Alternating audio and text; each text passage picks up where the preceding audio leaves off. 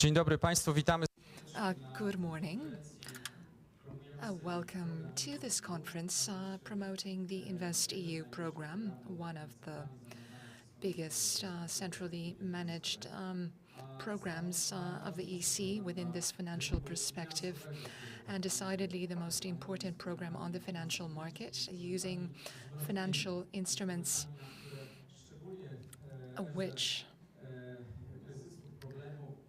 are especially important in a time of crisis and problems.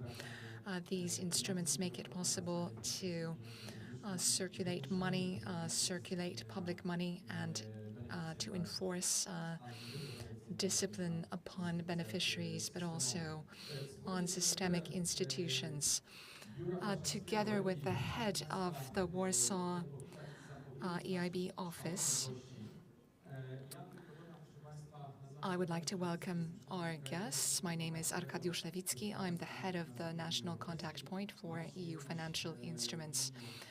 And on behalf of the Polish system for this program, and indeed for all of the programs that supply financial instruments within EU framework programs, it is my pleasure to be here at your disposal. We will be with you throughout the entire conference and also during further meetings and workshops. And before I give the floor to the director, I would like to welcome Minister Jacek Żalek, Secretary of State at the Ministry of Development Funds and Regional Policy,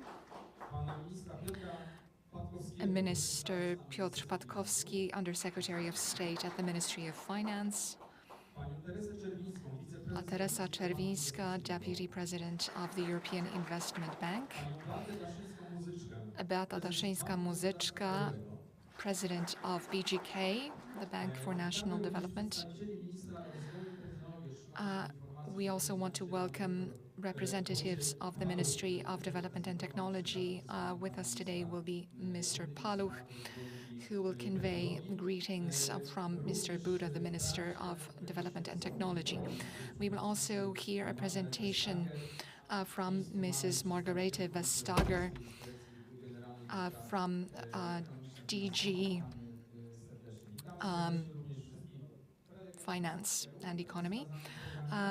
We'd like to welcome all the speakers, especially those from the European Investment Bank, the European Investment Fund, as well as BGK, Bank Gospodarstwa Krajowego.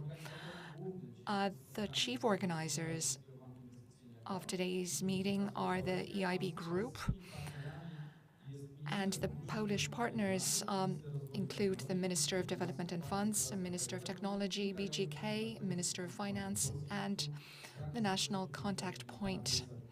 And here I'd like to welcome President Piotr Aszkiewicz, head of the Union of Polish Banks, Mr. Mika, head of the Loans Association, head of the Polish Association of Capital Investors. And these are all of the entities which are key to the success of this program. Mr. Krzysztof Leń, head of the National Association of Guarantee Funds, and I think these are the people who are with us here. We are also being watched online. Over to you, Grzegorz. I am extremely pleased to welcome you on behalf of the EIB Group at today's conference devoted to the InvestEU program, a program which is already being implemented, including in Poland, by the European Investment Bank and the European Investment Fund, a program whose purpose is to make the Polish economy transform towards a more green, digital, and sustainable economy. Today's agenda is divided into three blocks. The first is the official block, which we are about to start, followed by two expert blocks, during which we will introduce the institutional framework of the program, of the InvestEU program, and this will be done by a representative of the European Commission, The EC is a co-organizer of today's event. We will then move on to guarantee and capital instruments, equity instruments offered by the European Investment Fund. We will also talk about financing innovation by the EIB. We will also hear from BGK, and we will find out about its role as the implementing partner within the framework of InvestEU. We will also hear from the national contact point for EU funds about to what extent the Polish market is ready to absorb funds from InvestEU. They will also tell us about how the national contact point can be of help to various parties when it comes to applying for InvestEU funds.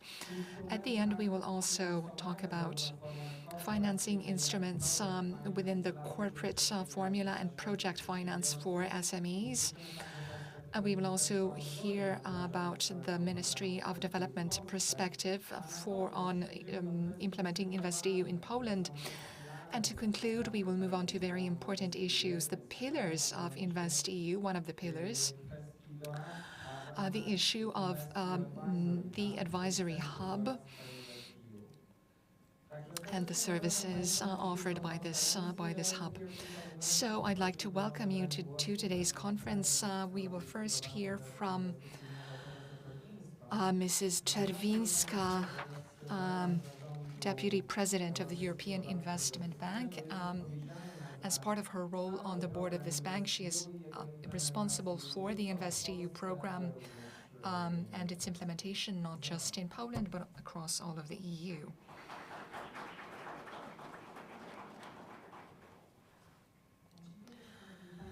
Good morning, ladies and gentlemen. I am extremely pleased to be here on behalf of the EIB and to welcome you to a conference devoted to the InvestEU program. I would like to extend a warm welcome to members of ministries, representatives of the banking sector, the Union of Polish Banks, our multi-annual partner, BGK, our partners from the National Contact Point, and a very warm welcome to representatives of the business sector, because they will be the ones implementing this program with our institutional and advisory support, and they will be the ones to make this program a success.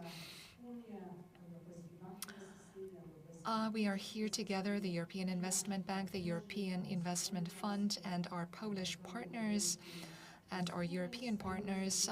We are facing a challenge to implement InvestEU effectively and quickly. When InvestEU was developed, was born, nobody could have imagined what the world would be like, what sorts of difficult circumstances we would be facing.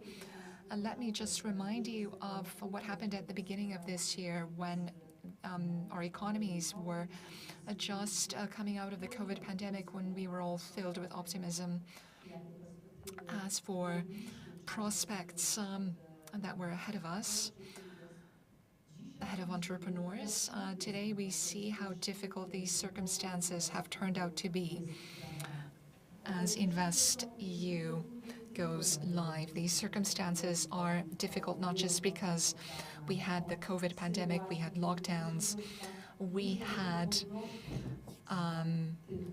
enterprises that needed to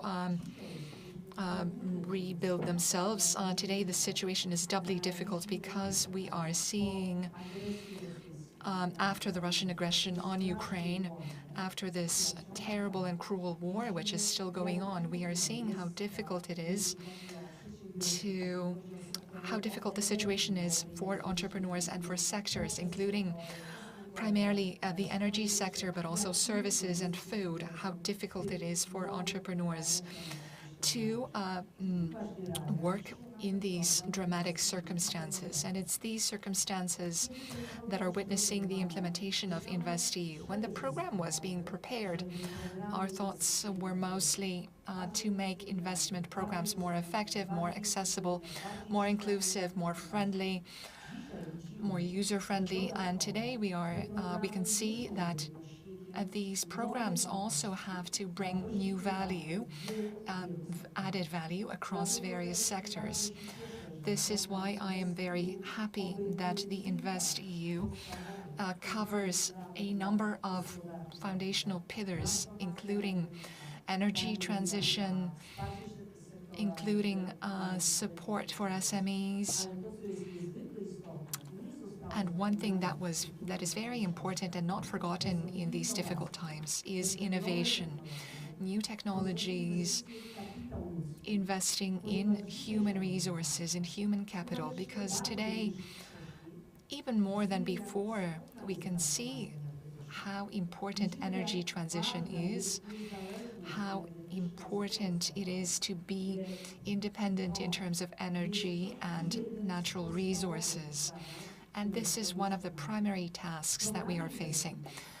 Within the InvestEU program, we have a pillar that is concerned with a just transition, just and inclusive energy transition, because that's the only type of transition possible. We are saying that in this pillar, in this area, the funds will be extremely important, and they will add to national programs for transitioning the energy sector, but also a whole variety of sectors which are connected to the energy sector. These include regions and areas that are heavily dependent upon fossil fuels, but also regions and areas connected to the energy sector, whether directly or indirectly. The InvestEU program is a program that foresees the mobilization of 372 billion euros towards new investment. It foresees the creation of hundreds of thousands of new workplaces, that will require better qualifications, workplaces within areas where energy transition is ongoing, new workplaces that require better skills, better competence. These will also be better paid jobs, cleaner jobs, greener and more ecological jobs, jobs that will make our economy within the European Union more competitive, bringing more added value, and within the chain of added value, making us a partner, a much, much better partner. That's why today I'm very happy that we are here together to discuss how this program is going to be implemented, towards what purposes the funds will be available, under what conditions they will be available for entrepreneurs. That's why we are here today with the European Investment Fund as a group, the bank and the fund, to answer your questions, to dispel your doubts, to show our readiness to support you in implementing this program, and also to show you that within the framework of this program, there will be an advisory platform, an advisory hub that will play an important role in helping you prepare your projects. I hope that the projects are already here, that they are already in the pipeline, and the things that we will be discussing today, the things that we are offering you, will hopefully support your ideas for how to make the Polish economy even stronger and even more competitive. Thank you very much. Thank you for coming. And I hope that we will have constructive discussions on our part. I can only tell you that at the bank and at the fund, we are all at your disposal. Thank you. Prosimy teraz o zabranie głosu. Let's hear now from Minister Jacek Żalek. Please, the floor is yours. Thank you. Answering your question, Madam President, how to make it happen that the Polish economy is able to meet all the challenges that you've just described.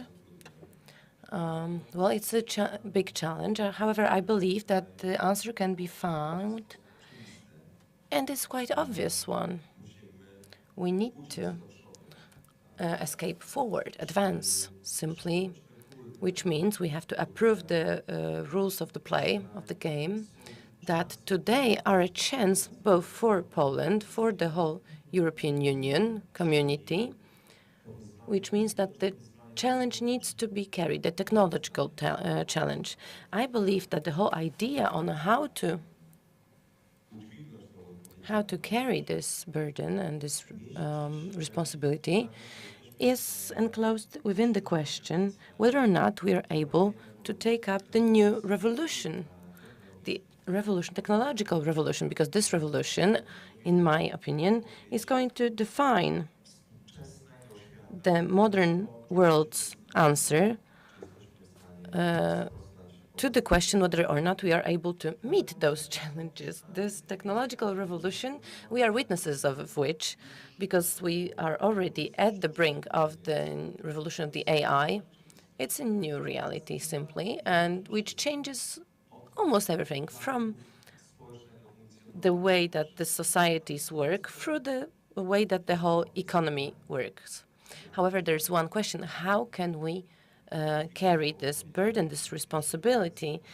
In order to do so, we have to take risk, and it's a huge risk. This revolution brings massive risk because by advancing forward, we're leaving problems behind. So perhaps until we have them solved, we are not able to find a solution that will allow us to get out of the crisis that we can find at our eastern borders. However, investors and visionaries, as I understand, they are the ones inspiring us. They say, let's give technology a chance. Let's create possibilities to make all the things that are unhealthy for us, everything that is intoxicating, everything that is cost-generating, everything that is producing crises, because the state of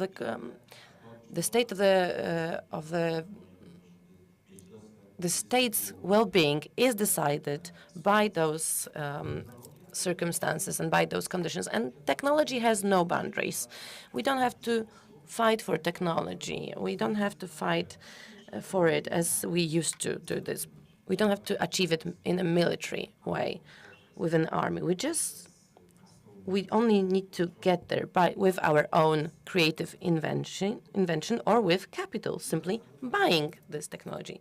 And this brings me back to the risk. The program answers that expectation because it takes the full responsibility from the business owner or from the state and provides instruments that allow us to share this risk. Because if we have partners that are represented by two Madam Presidents today, because I hope that the Polish Bank is going to join us as well and provide these guarantees as well. So if we have such a help through European instruments, through banking instruments, then it's going to be much easier to the business owners to take up this risk. Because today, my ministry, and I am at the Ministry of Development Funds and Regional Policy, I am responsible for institutions that are the minds of ideas in Poland, the National Research and Development Center. These are the institutions that our Polish entrepreneurs come to with their ideas, and they ask for support, for help, first of all, to be able to research them further on, and then to be able to implement them. We are a huge mine of ideas. We have amazing ideas, even those that maybe today is the most crucial one, because information today becomes to be a more expensive good than crude oil. And today Przeliczając to na korzyści, fiber optics, for example, if you calculate fiber optics, you get more money than it is in the gas pipes. And who is standing behind the fiber connection, the broadband. Who has made this technology possible? These were us, Polish people. But our state, our political situation did not allow us to develop it fully. However, today, with the possibilities that we have, enabled us to create the first multi-core cable. And this one is absolutely a leading idea. We can be a leader as far as we talk about the infrastructure that would guarantee cybersecurity.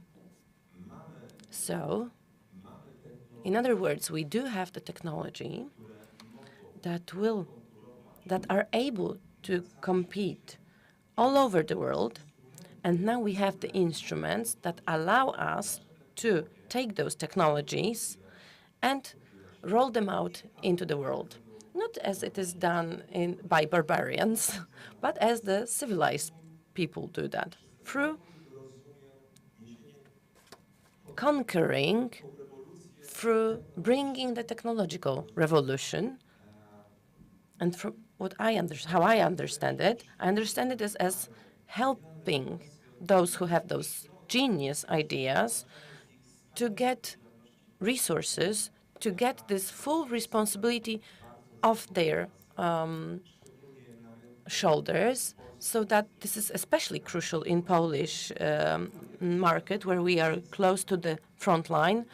And in this situation, taking a business risk is quite a challenging thing. It's close to heroism, simply, because you need to be very brave to do that, very courageous. So thank you very much for this initiative.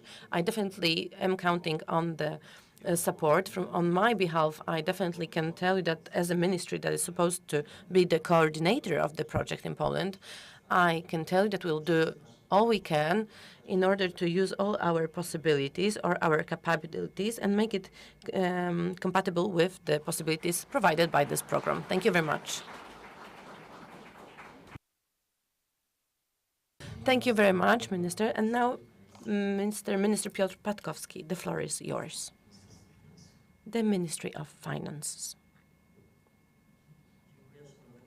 Thank you so much, dear Mr. Minister, dear Madam President, Mr. President, ladies and gentlemen. I will start with with going in a circle, completing this circle, really, because the program that we are doing is the continuation of Juncker plan from 2015. And this plan aimed at redefining, or at least going into a partially different idea, into changing the grant idea into the return idea. When we had this idea of supporting certain investments, but then having a certain guarantee when the funds come back into European Commission or European Investment Bank, and they can again be employed to work for the economy. This Juncker plan was very good. It was €500 billion. However, it was stopped in 2020 when companies and not states, and not only member states, however, the whole European Union had to come back to the previous formula due to external factors such as pandemic and or the external limitations, and that made the financial sector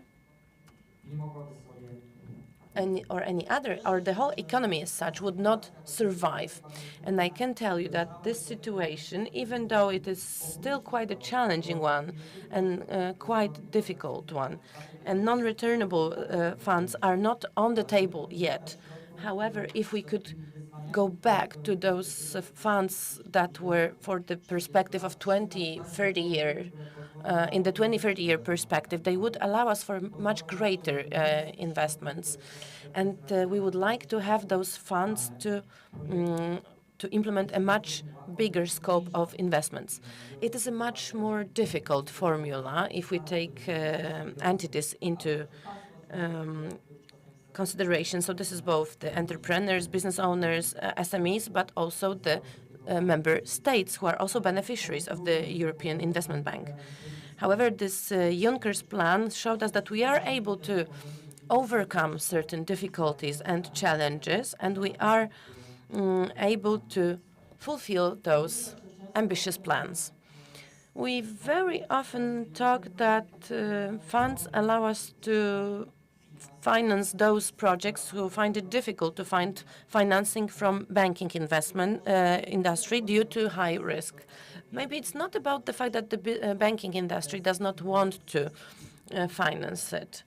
However, without the engagement of national institutions such as the European institutions or member states institutions, they do not have the guarantee of the return of the funds. However, when we do have those institutions, public institutions, engaged and committed to those, and we know that this such a debtor, national debtor, institutional debtor, is the best one, is the most reliable, then this is much easier. So let's keep in mind that this program is not the one that is supposed to replace the banking sector. It's the one that is supposed to support it with this security that is brought with the state institutions. So this is also something that makes those programs be even more attractive and provides greater equity possibilities. It's great to remember, it's worth remembering that even though it's all about financing, we tend to forget about the aim of all of that. As the minister said, we do remember about digitalization, but we still have to remember about the energy transition, a very difficult, challenging task. And it's going to be difficult for all of us, not only for the member states, but also for the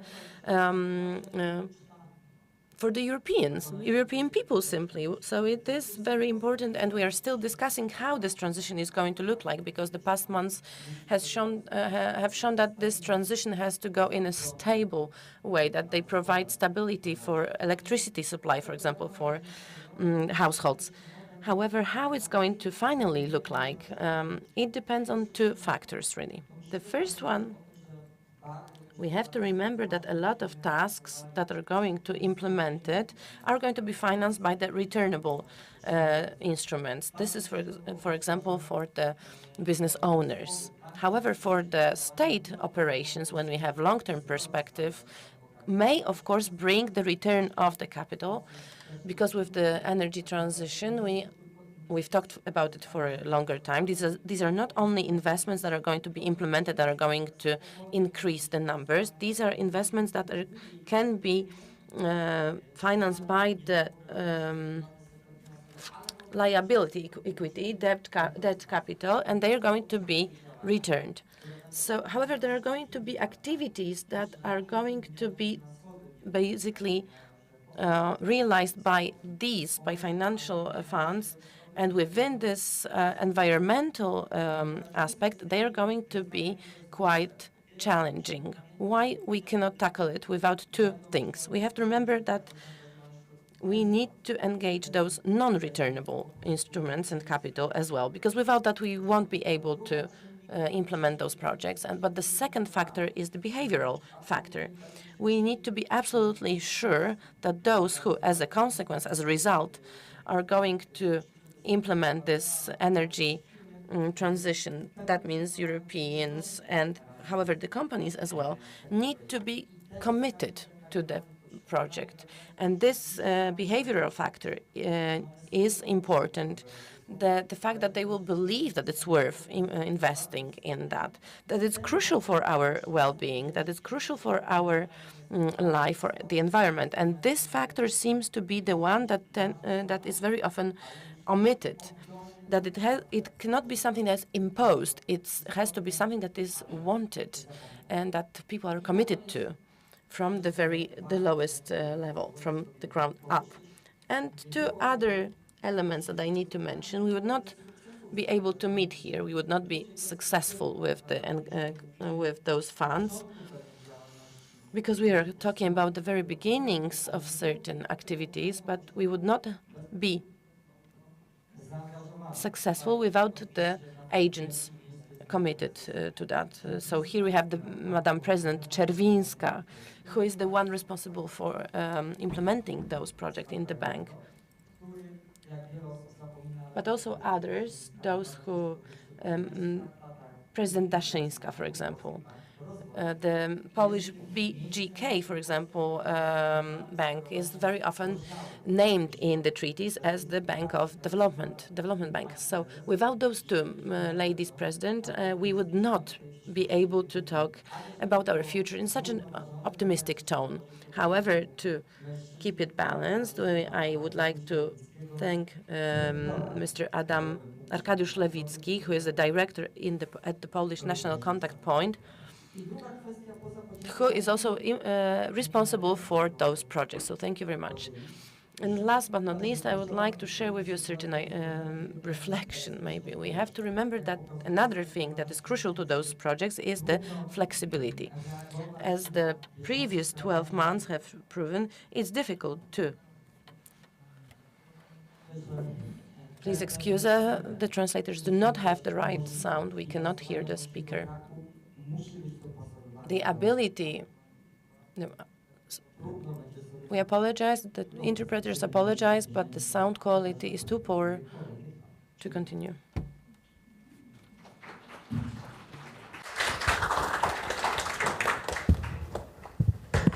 Panie ministrze, bardzo Thank you, Minister. Thank you for those kind words and noticing what we do. We will now hear from President Beata Daszyńska-Muzyczka, the President of BGK, the Polish Development Bank, Poland's national bank. Thank you very much, ministers, presidents, and participants in this EIB Group InvestEU Roadshow. It's very important that we're starting with a roadshow on how to implement these instruments. A lot has already been said, so let me provide some context from our bank. Let's go back to 2017. We're starting, BGK is starting preparations for a new EC proposal, namely InvestEU. The proposal is quite interesting since every other bank, aside from the EIB, can take part in an audit across 9 areas and become an implementing partner, dispersing InvestEU funds. So we started these important preparations to do our best in that audit because tradition obliges. And in about a year and a half, we will be 100 years old. So BGK has been with Poland, with independent Poland, since 100 years ago. Our mission includes sustainable social and economic development, which obliges us. So we went through the audit, the so-called pillar assessment, and we became a direct implementation partner for EU funds. EU Invest is 75% of the funds can be dispersed by BGK and by EIB, and 25% is up for other partners to obtain, and that will be the part that we will want to be taking part in. Everything looks beautiful, but back when we were starting in 2017, it was hard to imagine that we'd get a whole load of black swans, that there would be a pandemic. At first, everybody thought we'd be back to work within 3 months. 2 years later, or actually we're into our 3rd year of the pandemic, and the forecasts are telling us that we should get used to COVID, that COVID is here to stay. We might be able to vaccinate ourselves, but COVID will still be there. This has changed the global economy entirely. So from globalism, globalization to deglobalization. We see this all over the world. Long supply chains have been broken. And so how do we deal with these challenges?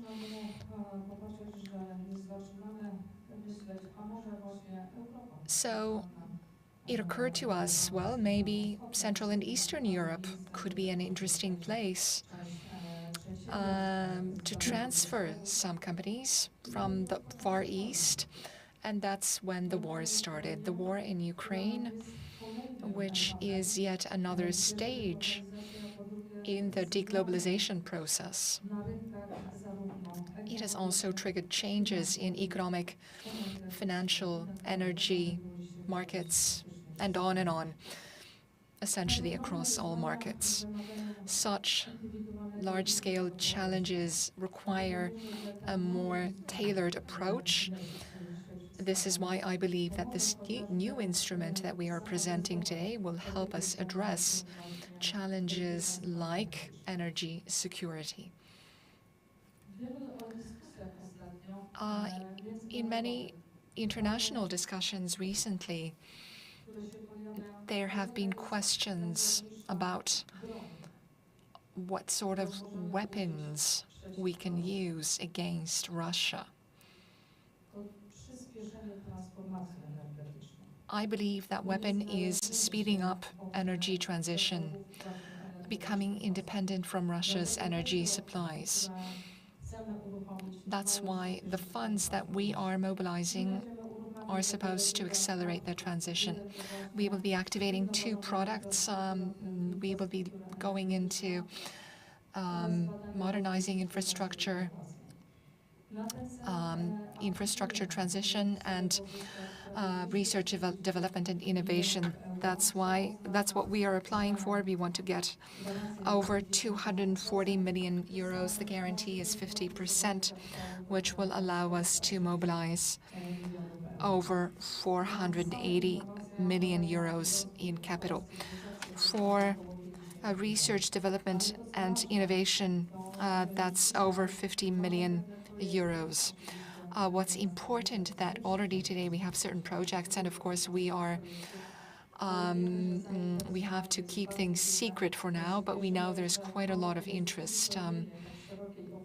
So I think that this adds to the broad offer, both of the offer of BGK and EIB, the European Investment Fund, and all the other banks. This will be a complementary offer.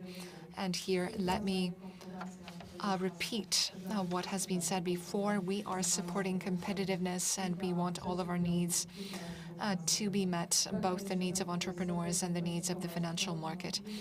I am very grateful both to the ministries that we've been working with, to Minister Żalek, Minister Patkowski for their cooperation, also to EIB, the European Investment Fund, the National Contact Point, and the Union of Polish Banks. There is strength in cooperation. There's definitely strength in cooperation. That's a very important motto for us to keep in mind in these hard times. We will now hear from Mr. Wojciech Paluch, head of the Medium and Small Enterprises Department. The program could be summed up as a program for big players, for strategic sectors, but also for SMEs.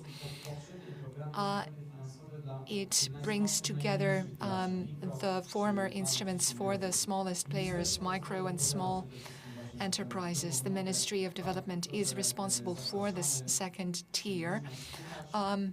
Director Paluch, are you able to hear us? Good morning, can you hear me?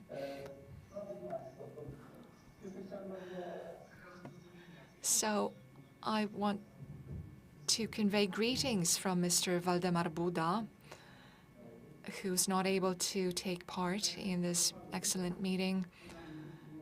InvestEU these are repayable funds that are supposed to stimulate investment and new growth, new innovation. What's important for us is that there is an important component for small and medium enterprises. SMEs make up 99.8% of enterprises in Poland. So it's very important, and hopefully this program will support them to make them invest more in Poland. The financial institutions sector is also very important, as is their active participation in their program. So mobilizing investment funds in Poland is supported by the national contact point for EU financial instruments. And at the initiative of our ministry,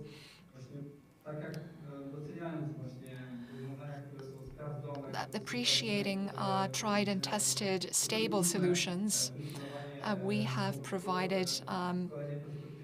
set up, we will be running the contact point until 2028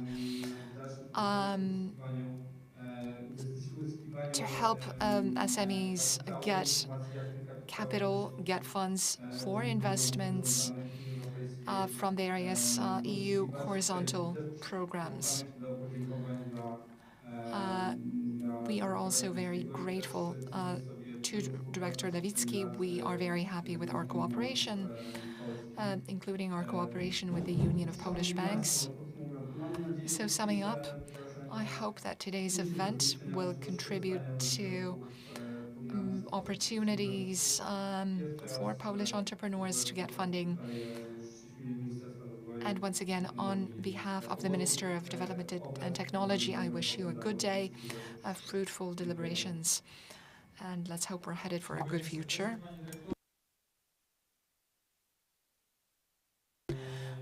Thank you very much. And we will now hear from Margareta Vestager, Deputy President of the European Commission for a Europe Fit for the Digital Age. She's also the Commissioner for Competitiveness. Dear Vice President Czerwinska, dear ministers, ladies and gentlemen, it's a pleasure to be with you today. Of course, I would much prefer to be with you in Warsaw, but that will be for the next time, hopefully soon. We're here today to discuss InvestEU and raise awareness about the opportunities that such investment can bring to the Polish market. This is particularly important in these challenging times, where more than ever we must invest in our future, in our twin digital and green transition, in a sustainable energy mix that ends our dependence on Russian gas and strengthen our supply of clean, renewable energy. There are three messages I'd like to share with you today. First, we do not start from scratch here in Poland. The European Fund for Strategic Investment has already invested in many small businesses. It has, for instance, helped the investors of Netton, a company based in Warsaw that helps clients fight online fraud. Or Anshar, a small independent studio from Katowice that needed cash flow to develop its latest video game. With all these projects, the European Fund for Strategic Investment is helping innovation to thrive on the ground and giving a chance for groundbreaking entrepreneurs to put their ideas into the market. Today we face an energy crisis. We have high hopes for the impact of the InvestEU program, be it by the European Investment Bank or the Polish Development Bank BGK. Their contribution is essential, especially in member states such as Poland, that have been historically very reliant on fossil fuels. By supporting investment in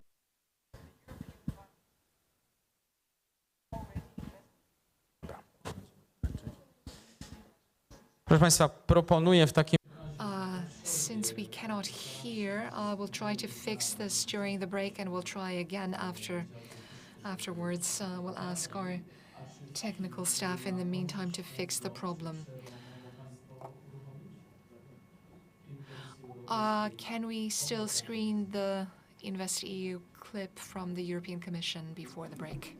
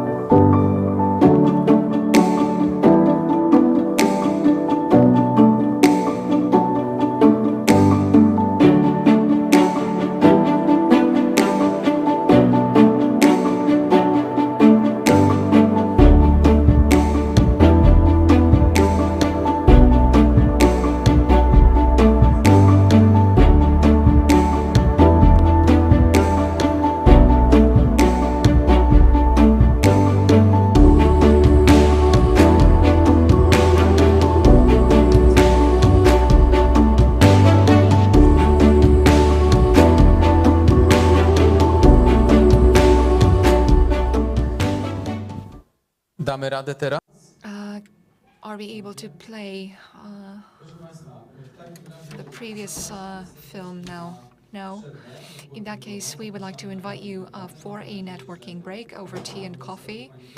And I hope that the presidents and the ministers will stay with us. We were going to make this invitation together with Grzegorz, but Grzegorz has just broken his leg and he was barely able to get here. He really did want to be here. That's why I keep speaking, but we were supposed to switch. Grzegorz is here. A 20-minute break.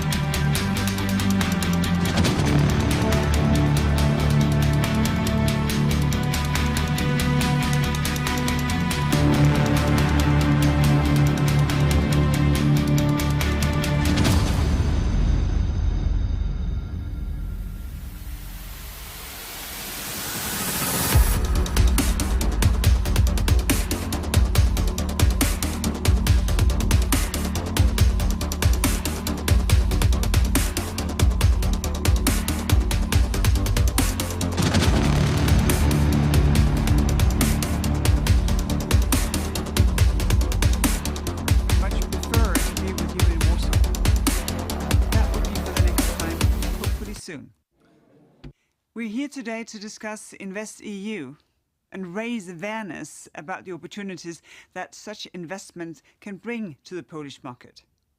This is particularly important in these challenging times, where more than ever we must invest in our future, in our twin digital and green transition, in a sustainable energy mix that ends our dependence.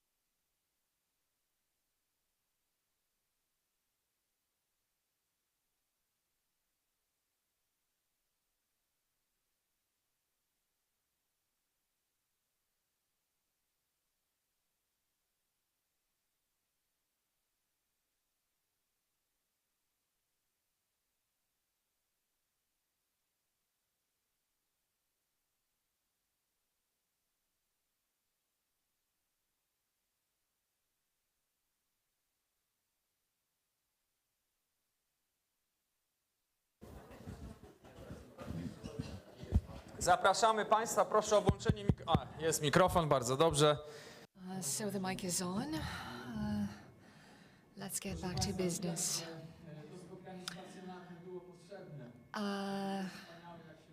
It's quite visible how very much needed this meeting in person was.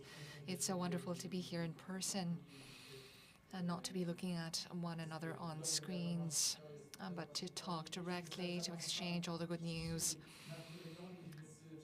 So we didn't want to interrupt your break. We're also, apologies also to those listening online for the delay. But the on-site meeting is also designed to give you a chance for some networking. Yes, indeed, the break conversations are very important. Who knows if they're not the most important component of today's meeting. Nonetheless, we will now move on to the expert blocks, and we will start with a general presentation concerning InvestEU. Hopefully, we will be able to hear the presentation by Commissioner Vestager. We will then hear from Aleksandra Koziara from DG ECOFIN for the European Commission, who will give us an overview of the framework of the program. She will be followed by Arkadiusz Lewicki, who will talk about the role of the national contact point in supporting entrepreneurs in obtaining funds from EU financial instruments, in particular InvestEU. Arek, let me just add that I'd also like to say thank you. The contact point turns 15 this year, and cooperation between the contact point and EIB has been going on throughout those 15 years. It has been excellent. So thank you for those 15 years of work and cooperation to implement financial instruments in Poland. We will then move on to the European Investment Fund. And here we will hear from Tomasz Kozłowski, who will talk about the equity instruments offered within the framework of InvestEU by the European Investment Fund. Paul Samsonov and Kamil Pruchnik will talk about issues related to guarantee instruments within the framework of InvestEU.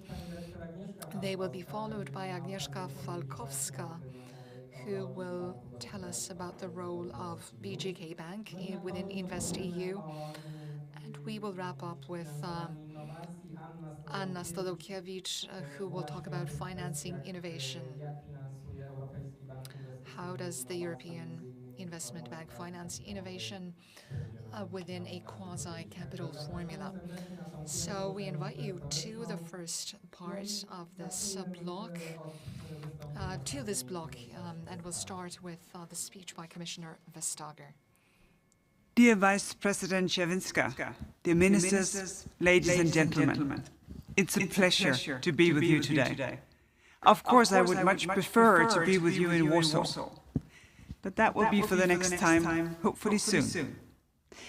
We're here today to discuss InvestEU and raise awareness about the opportunities that such investment can bring to the Polish market.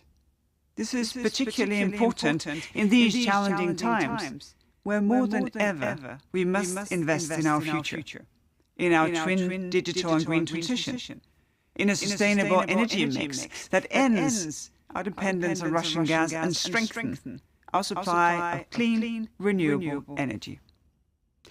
There are three messages I'd like to share with you today. First, we do not start from scratch here in Poland. The European Fund for Strategic Investment has already invested in many small businesses. It has, for instance, helped investors of Netton, a company based in Warsaw that helps clients fight online fraud, or Anshar, a small independent studio from Katowice that needed cash flow to develop its latest video game. With all these projects, the European Fund for Strategic Investment is helping innovation to thrive on the ground and giving a chance for groundbreaking entrepreneurs to put their ideas into the market. Today we face an energy crisis. We have high hopes for the impact of the InvestEU program, be it by the European Investment Bank or the Polish Development Bank BGK. Their contribution is essential especially in member states such as Poland, that have been historically very reliant on fossil fuels. By supporting investment in new green businesses and technologies, they can foster Poland's transition to clean energy while making sure that no one is left behind. Because, as President von der Leyen said, this transition will either be working for all and be just, or it will not work at all. This is why our investments are often in partnership with national institutions, because such institutions have a long and in-depth experience of the local reality and can deliver what a country specifically needs. Moreover, the digitization of our economies and value chains bear high potential for raising productivity, boosting jobs, and making our European economy more efficient. That's why it's so important for member states to make a smart use of all the opportunities provided by the InvestEU program, in particular through its digital, research and innovation window. It can help them boost their economy, not only today, but also tomorrow. And it can help deliver the greening chance that we need in a much faster way. Second, the digital and the green transition are only as successful as the people who make them.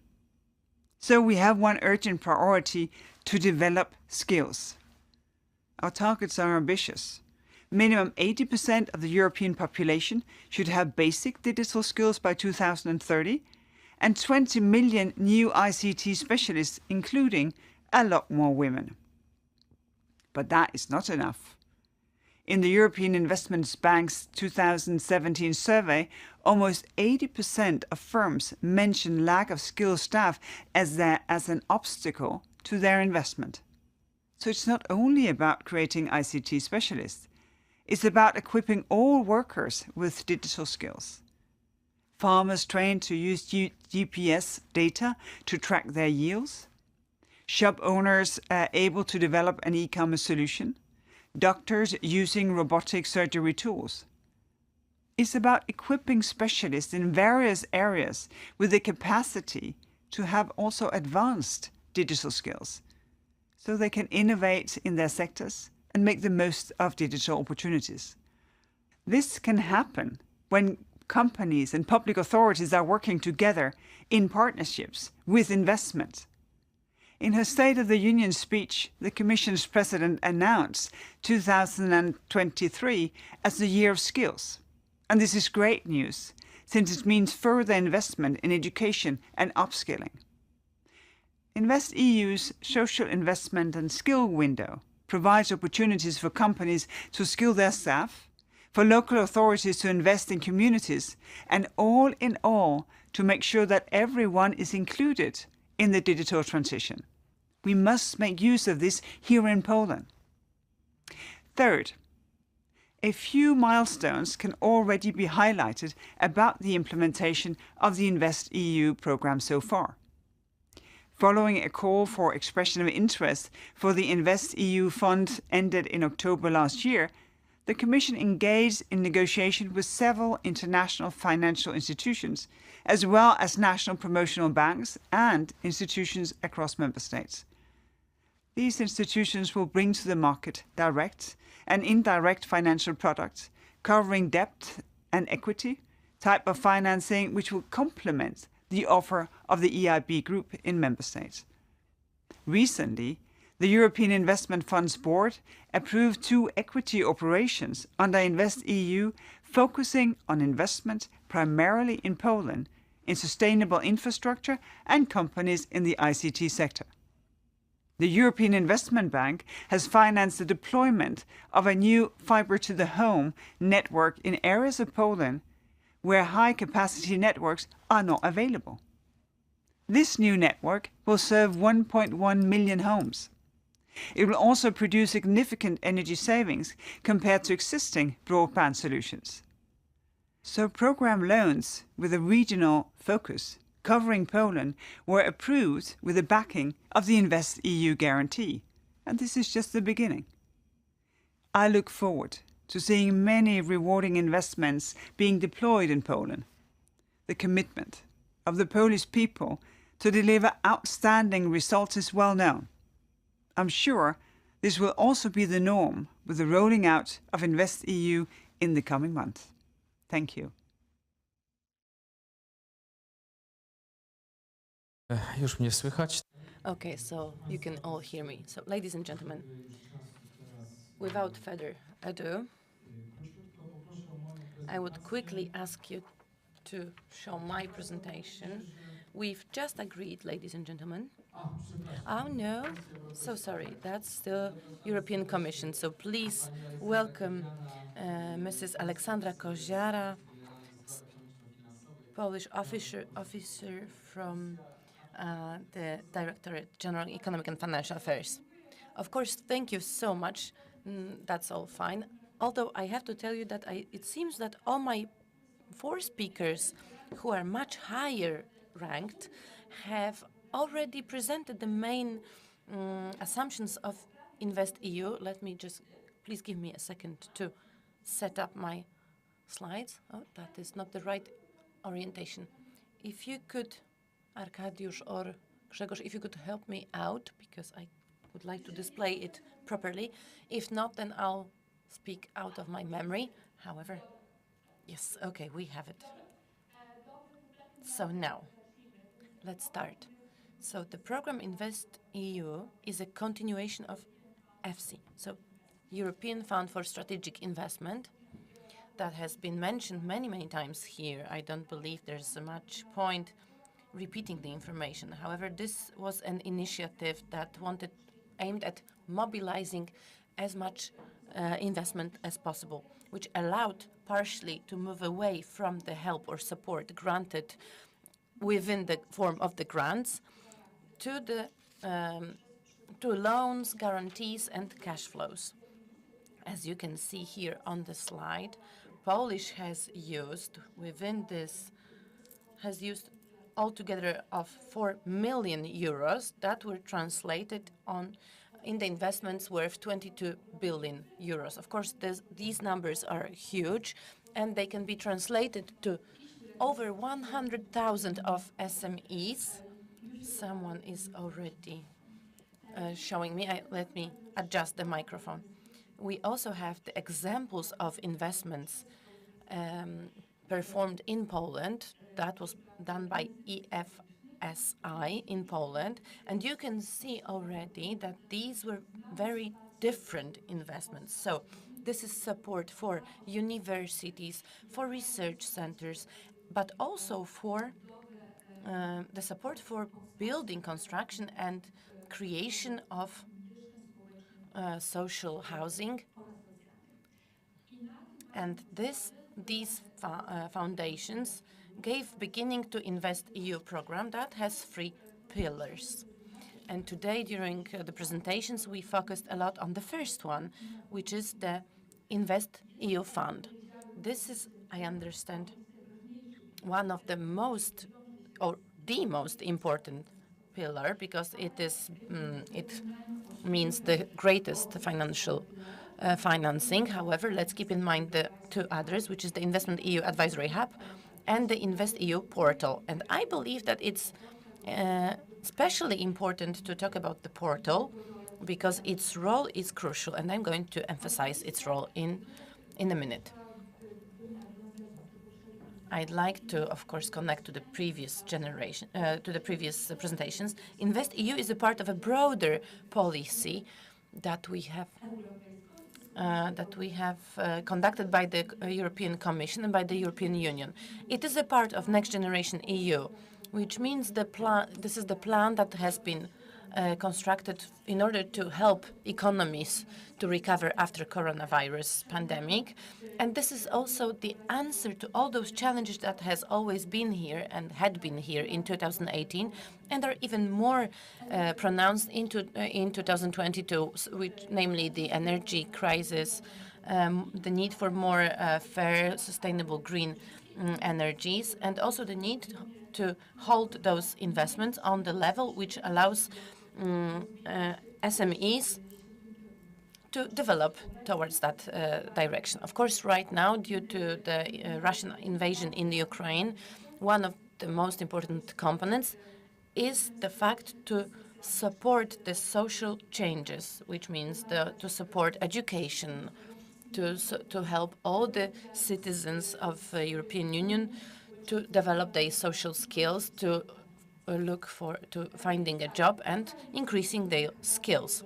And now, moving forward to InvestEU Fund. These are the funds that altogether are worth 26 billion euros. And these funds are dedicated and distributed within many different funds that work within one bigger fund that brings all those together. One of the very important elements is the fact that we do not have geographical allocations, which means that the funds, the resources, are allocated depending on the projects that are sent to our implementing partners, but there is no division into countries. InvestEU Fund is based on loans and guarantees and capital investments. So there is no element of the non-refundable element. And then, of course, it was built on FCE. This is to mobilize investments in order to make sure that within the next 6 years, these investments exceed 300 billion euros. One of the elements that was already mentioned here is the fact that 75% of the budget is dedicated for the National Investment Bank, and the 25% of the budget is going to be implemented through other partners and hopefully by Polish BGK Bank. And now all the projects, all the operations that are already approved, for financing from the InvestEU Fund, are approved by the Investment Committee. That is an independent body from the European Commission and from the implementing partners and from the member states. And from the moment when the guarantee agreement is signed with the group of EIB, we've already had 60 operations signed, including those that are implemented in Poland. And here, what we can see on the slide, I believe there are some examples of those operations.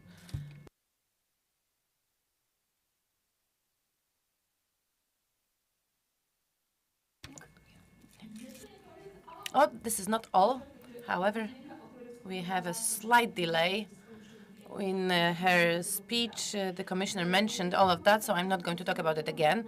But maybe a word of summing up to show you how InvestEU works. These graphics show you very well that how the funds are managed and how it's allocated. It's done by 3 groups, which is European Investment Bank, by the European Investment Fund, and by other institutions that are the implementing bodies. And these might be international banks as well, like, for example, European Development Bank, or, for example, national institutions such as BGK or CDP in Italy and others. And they offer the following financial instruments. So these are loans, capital support, and guarantees. The next slide shows us that even though, as we mentioned, there is no geographic allocation of funds, there's a division into what we call policy windows. I believe in Polish we have a different name to it. However, this is the English proper name, that they point us to 4 main goals. This is sustainable infrastructure, which means scientific works, innovations, research and digitalization. Then we have SMEs, and the development of society, skills and education-wise. On the national level, so far, I mentioned the financial centers, funds, that are allocated from the budget of the European Union. We can also talk about the module, so-called about the member state compartment, let's say. They all have the ability, the delivery mechanism, that they can use their own structural funds or their own funds, or the funds from the recovery plan into InvestEU. And then these funds are perceived as InvestEU funds, and the rules of InvestEU fund applies to those when they are delivered. The states that already use them are Romania and Czech Republic. We also have these negotiations right now with Greece and Bulgaria. Let's move on to the second pillar of InvestEU, which is the advisory hub. And from this point, I would like to encourage you to inform your partners, private entities, public entities, to use this advisory hub as much as possible. Advisory hub is also based on InvestEU.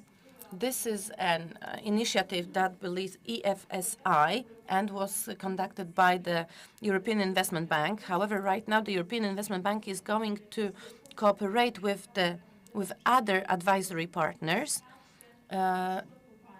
when we talk about the support in preparation of the projects, conducting market research, in capacity building, basically. This is the support of the administrative potential. And Commission right now has two agreements signed with two banks in France and in Italy. And I believe there are 3 more agreements negotiated currently. When we talk about the support, all the entities that are interested in such a support can apply through the single entry point, which is the internet, the website, and they need to submit their request, and then they are provided with support. As you might see here, we have quite a number from requests from Poland. So far, from the data that I already have from my colleagues, in September, we received over 50 requests from Polish enterprises. Now, we have more here. However, I believe we are short of time here, so let me go to the third pillar right now, which is quite an interesting one, yet often forgotten. This is a smaller part of InvestEU. However, this component is not the one that provides financial support. This is a portal, InvestEU portal, where entrepreneurs, business owners who want to get the support, who want some promotion for their projects, who are looking for investors, they can apply there, submit their project, and they can submit it to InvestEU portal. As far as I can remember, the minimal investment here, that's 500,000 euros. And these are, of course, the investments that are generally qualified to get the funds from InvestEU. We also have here examples of Polish entrepreneurs who already received support from third entities. This is not the support from a bank or from the European Commission, thanks to their announcement or submission on the portal. So if you know any entrepreneurs or any startups, any companies that need support, please let them know about the portal. Tell them about the portal. Encourage them to submit their request to InvestEU portal. We still have here a few examples of the newly announced initiatives.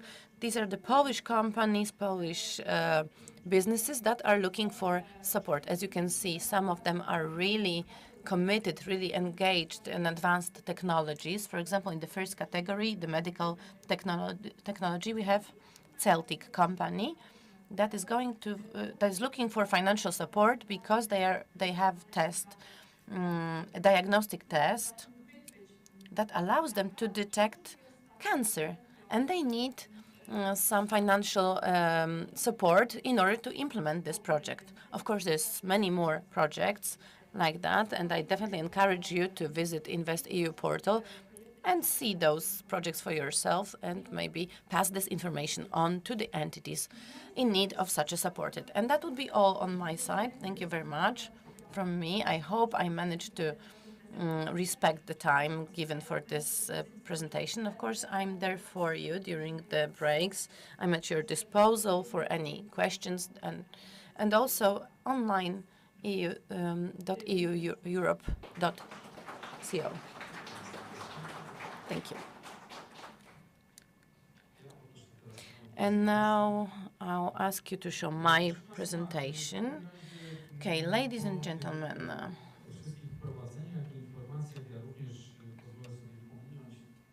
So after all those presentations, all those my four speakers already mentioned, so I'm going to skip some slides. I'm going to leave it at your disposal. I'm going to share it with all of you. So very briefly about the national contact point. This is the institution, the center that was created by the Polish government, and to manage all those refundable, returnable instruments that are done together with the Commission, already mentioned by the Commission.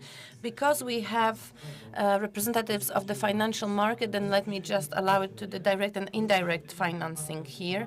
The difference here is that it can be EBI, EFI, or the Polish Development Bank, or IBOR, or CBOR, or any other, if they, of course, meet all the right procedures and the Commission decides that they are eligible for such a task, and then they can sign the agreements with the intermediary, financial intermediary. You know this model very well. The Polish financial market has been working for the past 15 years together with the BGK or on their own. Many of you, as you are here, already know it well, regardless of the sector, leasing, loan, or guarantees, warranties sector. And the direct financing, of course, touches those. Oh, the indirect financing also touches upon those points already mentioned in point A. The model has been already presented by Mrs. Alexandra, so I'm not going back to this one. Three debt instrument, capital instrument, and advisory instrument. These are the main instruments that you already know. The last one is about more complex one. This is innovations as well. So we are going to come back to it when we talk about the advisory, when the ladies from European Investment Bank are going to tell you more about this. However, all of you who want to be the capital intermediary are interested in those first two. So this is debt instrument and capital instruments. So loans, credits, leasings, capital instruments, VC. I think that my colleagues from EIF are going to tell more about it. And now what we have this local contact. So this is how our market is ready. How much is it ready? This is, of course, the estimation of the potential, of the map of potential entities. We did not include factoring here. I believe that would be 30, 40 entities from factoring. We have 1,000 around out of it.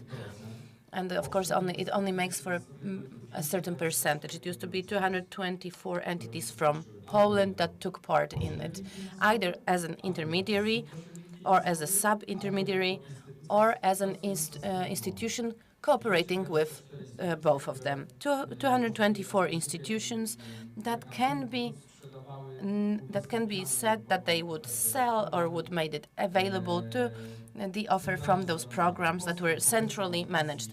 That would be Cosme, Horizon, and so on and so forth.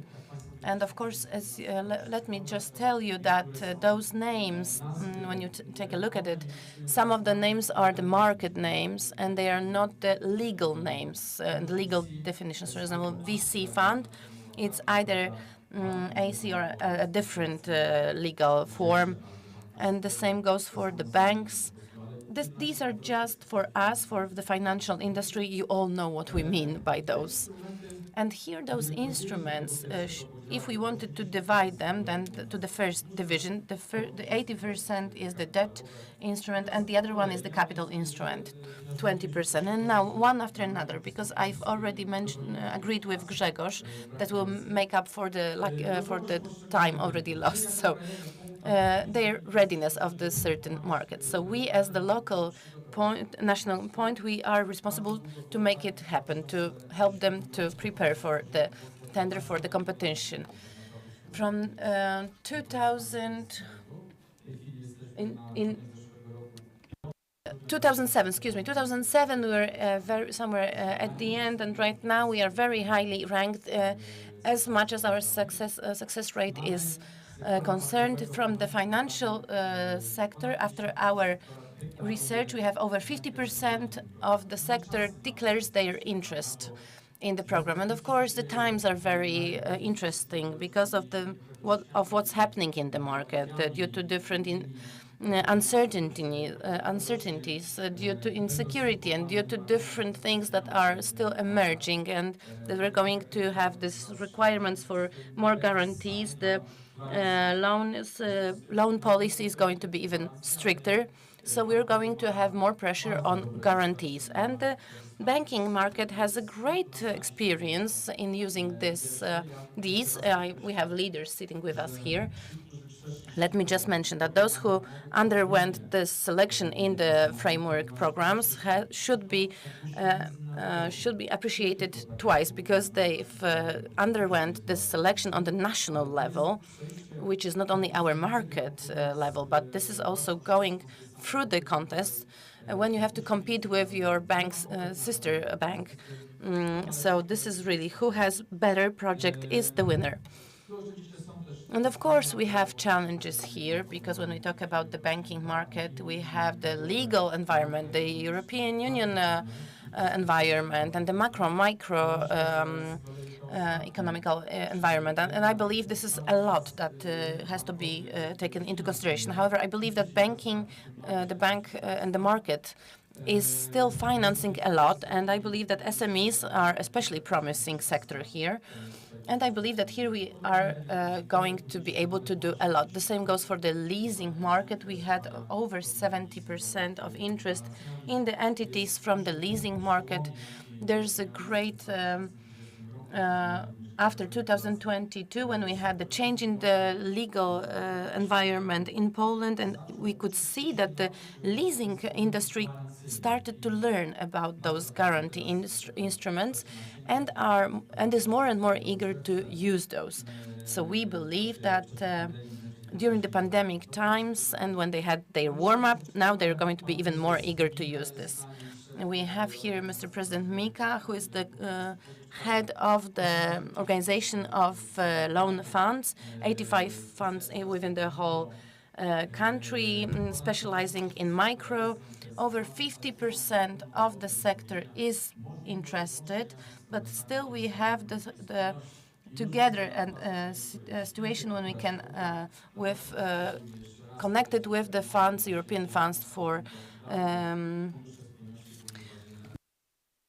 cohesion funds. So we'll see how it goes, but InvestEU really allows for such possibilities. We, as a national contact point, we are about to have such a analysis that will allow us, together with the European Commission and Mrs. Alexandra, hopefully we can do this together to find those bridges here. A very similar situation for the warranty funds, 33 funds all over Poland. We have bigger than regional leaders, so this is what investment funds like. We have funds that are really well managing the capital very well. This is not 1 to 1, but 1 to 4 even. Over 60% of the sector has already expressed its interest in the program.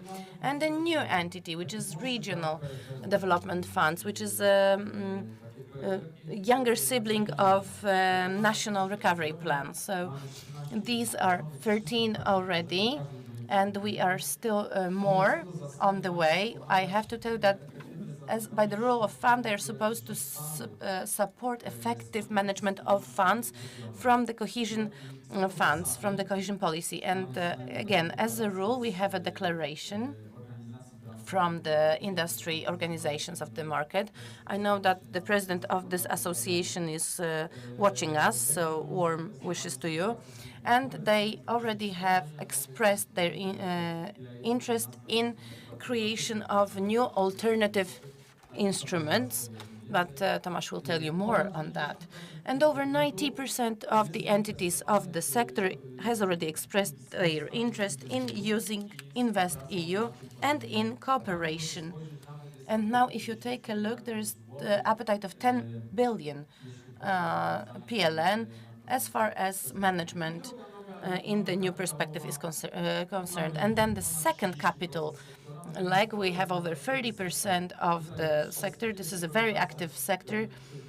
For a second, our colleague presented you with the first capital agreement from this sector. It's from the VC.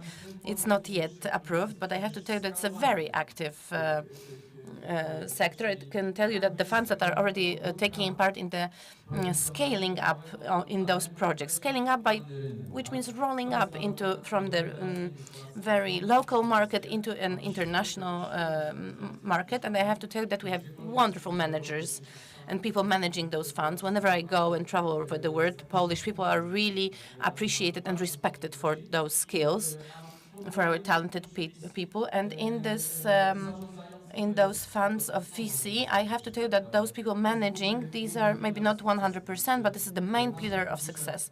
So I can tell you that the fund that was already named here, I'm going to be the second one in the Europe. So I believe that it's going to be the one that is going to enter InvestEU, and I believe it proves that Polish people can actually be successful. What's important here is also that we have funds that are either registered in Poland and are going, but also we are going to have international funds working here in Poland, operating here in Poland, because this market by a rule has to be a trans-border one.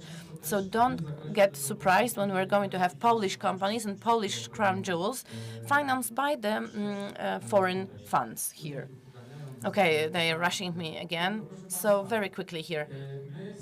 Ladies and gentlemen, we are trying to, within this ecosystem in Poland, we're trying to cooperate, just as President Daszyńska mentioned, that we're trying to cooperate so that it's all mutually complementary, and we as the national contact point, we're trying to complement in a certain way by providing the very first information, by channeling interest of the Polish market. We are basing mainly on the cooperation with the financial sector, with the institutions that I mentioned, and then we send it to our executive partners, EIF, among others. It's mainly IAF because we have the greatest grounds for cooperation and intermediary operations, and this has been for several years right now. And at the very end, we have benefits from using both instruments, but EIF specialists will going to explain that in detail.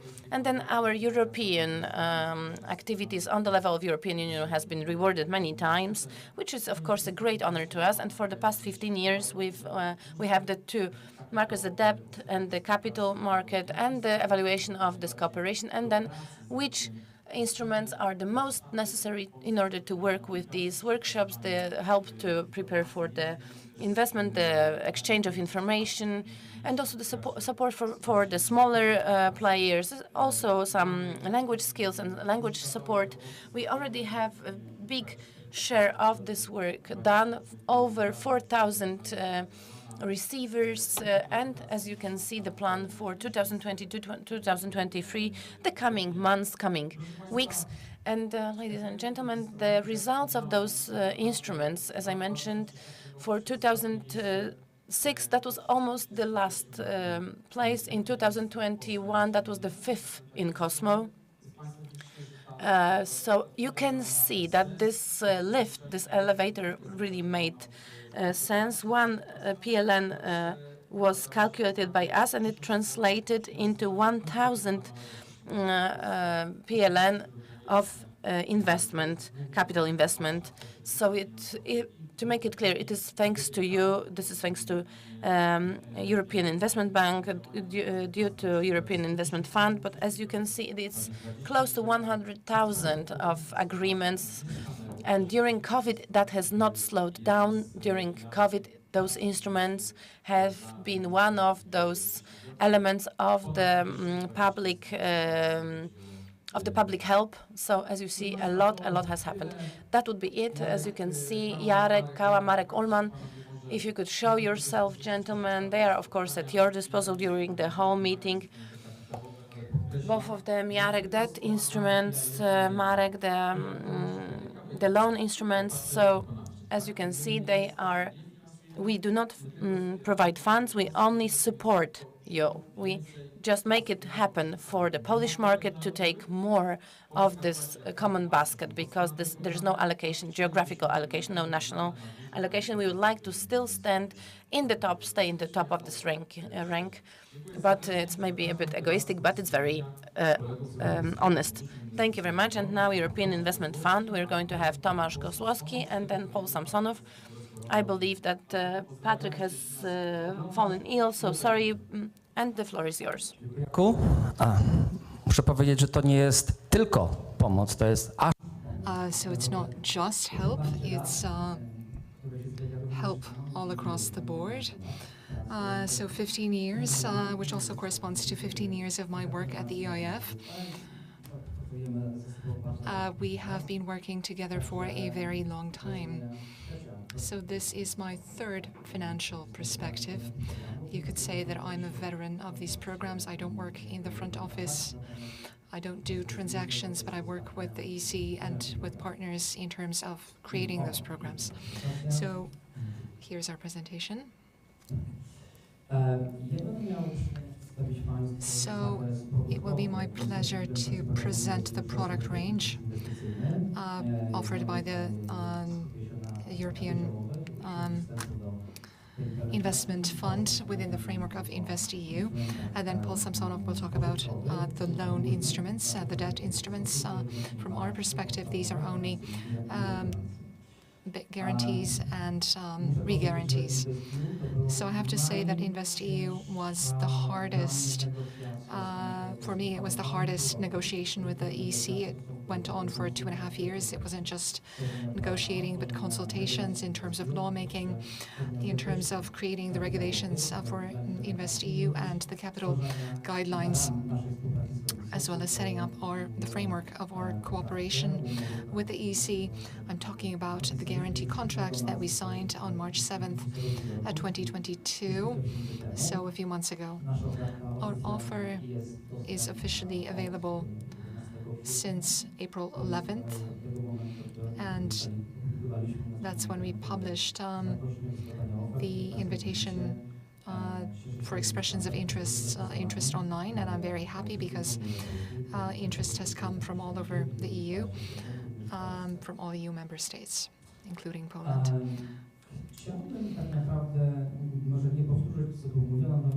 Without repeating what was said before, there's one important element that I'd like to focus on to give you an idea of how InvestEU works. 26 billion euros. It doesn't seem like a lot because it's not a lot indeed.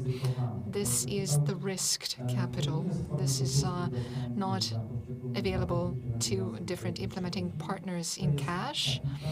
This is simply capital that sort of backs up. It enables various implementing entities to finance the market in terms of debt and capital instruments.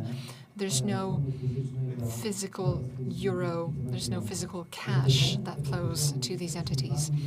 To reach this level of 372 trillion euros, we need several implementation steps, implementation levels. Billion euros, not just BGK, but also intermediaries. And our business model employs the leverage method. So everybody shares risk at each level with us. It's not everybody shares in the risk. And that's the quintessence of Together We Can Be Stronger.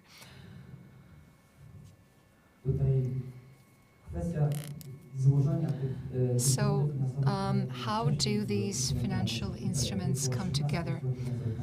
13 financial instruments, the Juncker Plan, Innofin, COSME, EASY, and so on. All of these programs have been compiled into one.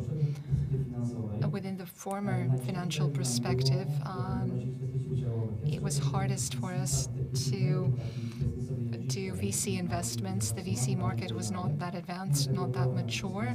Nonetheless, we managed to finance about 8 investments into funds, over 280 million euros. At the level of these funds, the managers gathered up to 800, 900 million euros. So this is the power invested by those funds, and most of the capital was invested in Poland and the region. And as Arek said before, this business is cross-border. The investments were not just in Poland. There were over 50 companies financed in Poland by those funds. In the context of debt investments, we had about 12 partners, 18 contracts, and we financed around 68,000 enterprises worth over 300 million debt financing. And part of this program was assured by the BGK. So thanks for helping us.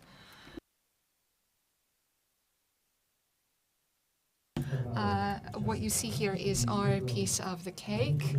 So out of those 26 billion euros, EIF is responsible for 11. It's not on the slide, but there's also our own capital and funds from our mother company, the EIB. We have not 11 billion euros, but 21 billion euros as of today, and these funds are implemented by portfolio guarantees and capital equity investments.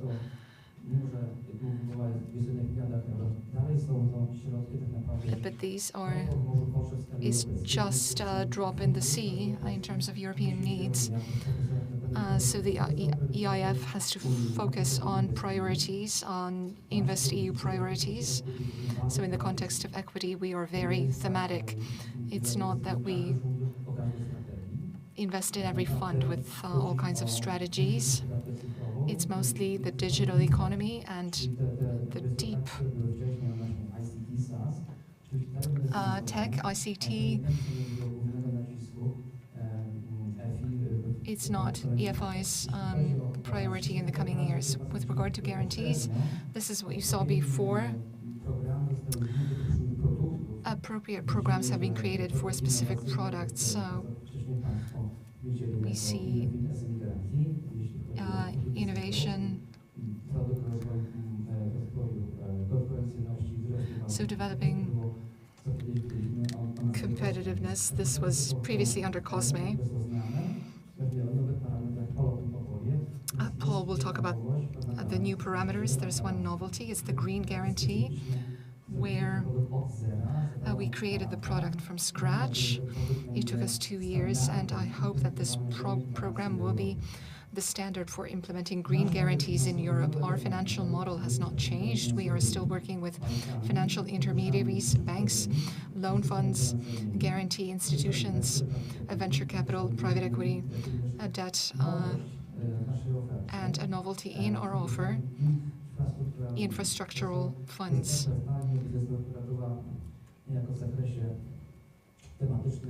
So this was previously in the thematic scope of EIB, but for the last 2 years, these investment funds implemented in Europe are run through the EIF.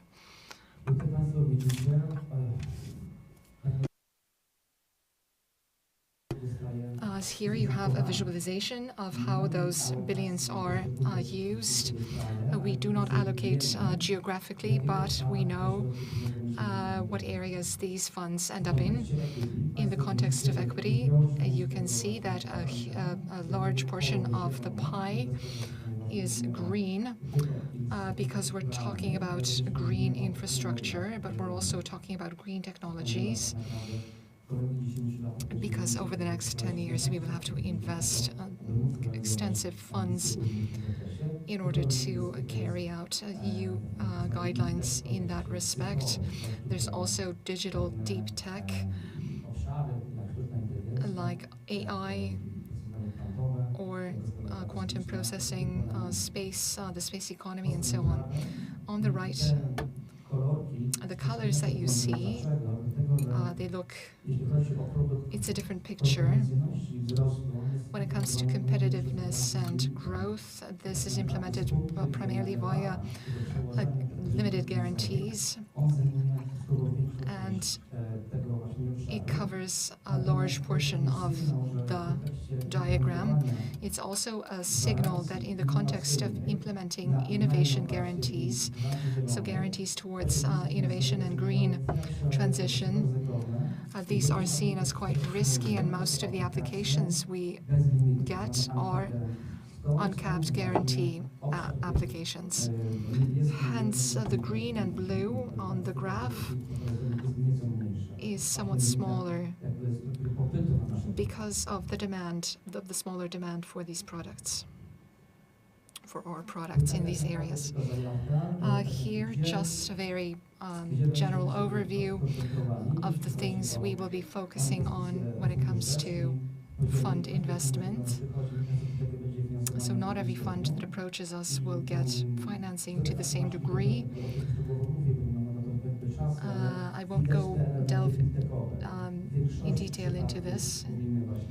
So we're talking about AI, blockchain, cybersecurity, quantum computing, green technologies,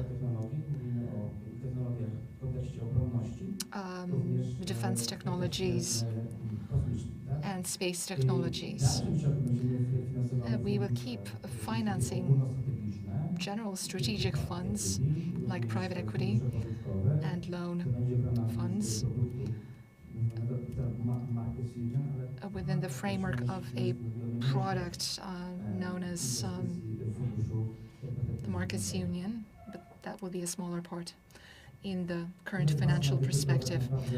Just 2 more slides to show you an overview of what is important to us when it comes to green transition.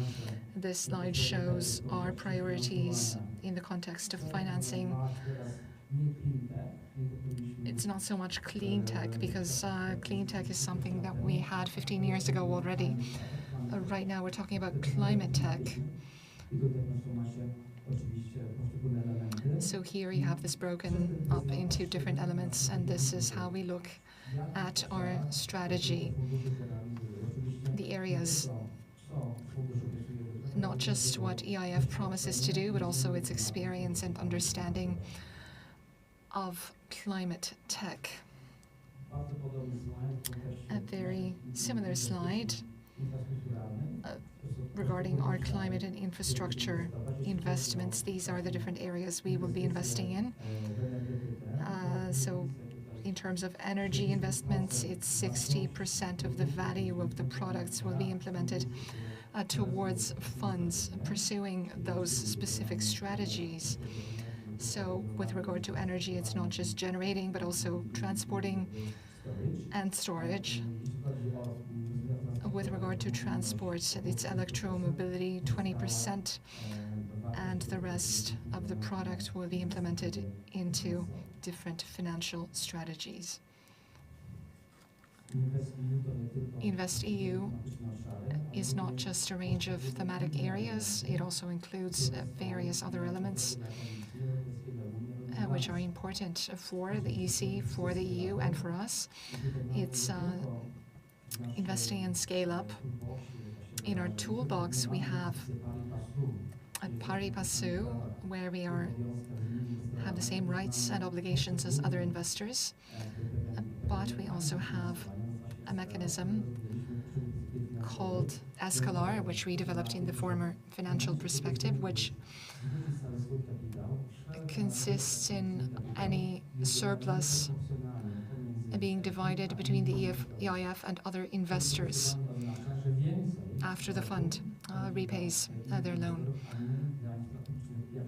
So it doesn't mean EIF will get more or less. Escalar is an intelligent financial lever which allows investors who invest in investment funds to get returns. It is also our ambition to get more, put more financing into IPO, even though we have no quotas for different countries. Investing in countries known as model innovators. And Poland is one of such countries. So the proposals we have gotten from Polish sponsors and Polish teams are extremely important to us, and we will treat them as a priority. And of course, the participation of women in venture capital funds in managerial posts is something that we strive for. In terms of participation in investment products and the number of partners in a company, because we believe that women will impact where the money goes, where the money is invested, which will also support companies headed by women. Very, very briefly about the amounts towards different funds. EIF usually invests 10 to 20% towards total commitments. So here we have funds and strategies as a category. Most of the time, between 10 to 30 billion euros go towards one fund. That's the worth of our investment. 100 million is not for VC funds because we haven't developed such big funds yet. So we're talking about infrastructure funds. Their cap tail is up to 2 billion euros. So they can be, in order to be a significant investor, we have to increase our share. The rest of the capital has to come from other investors. 30% has to come from private investors. So we need to rely on the private sector.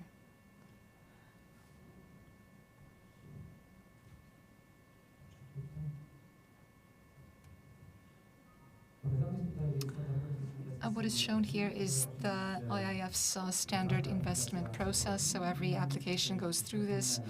There's nothing special about this as compared to the procedures at our other partners, those investing in equity funds.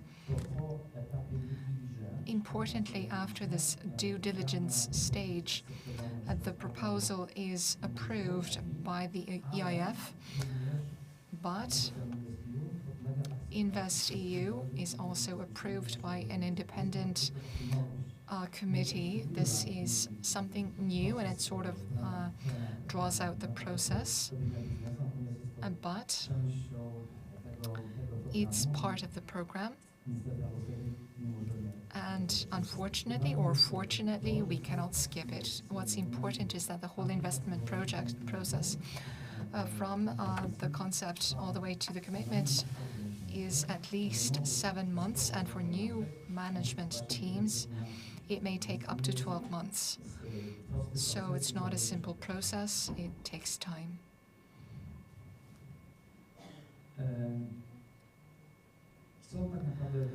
So what are we taking into account? What are we looking for during our business evaluation? There are two things. The fit of the offer, the EIF's offer to the InvestEU program, And what you're seeing here are the purely investment aspects. So it's the team, its experience, its reputation, its track record, its market opportunities, the deal flow,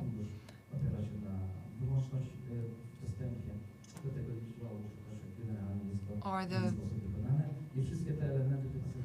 So what you can see has to, all of these elements are connected, and most applications are rejected. Why? Because this magic triangle is not aligned. And here Patrick, who is not here today, has selected 4 tips for engaging with the EIF. So tip 1 is don't focus on just ticking the box. Present what you really intend to do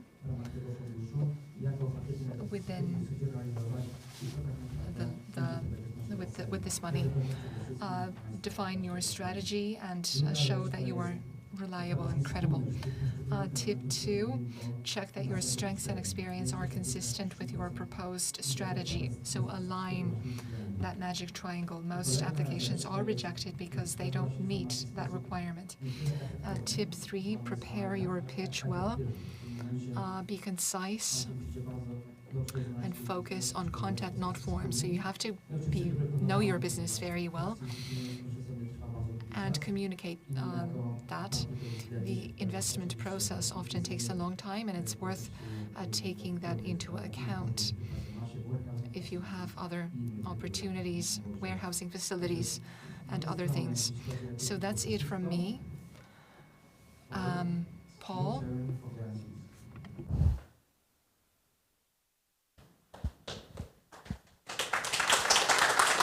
Thank you. Thank you. So I will complement what you say. Sorry for it will be in English. My Polish will be inexistent. And I will briefly complement what Thomas said regarding equity, focusing on the debt side.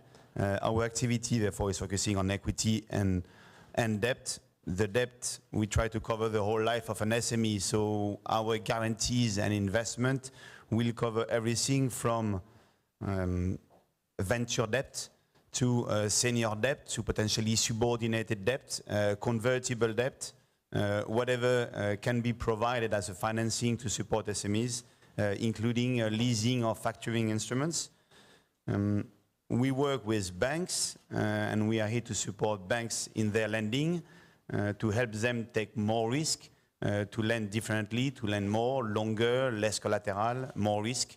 It will be very complementary to what BGK is doing already, so up to you to see how we can complement other local, national, European, regional schemes.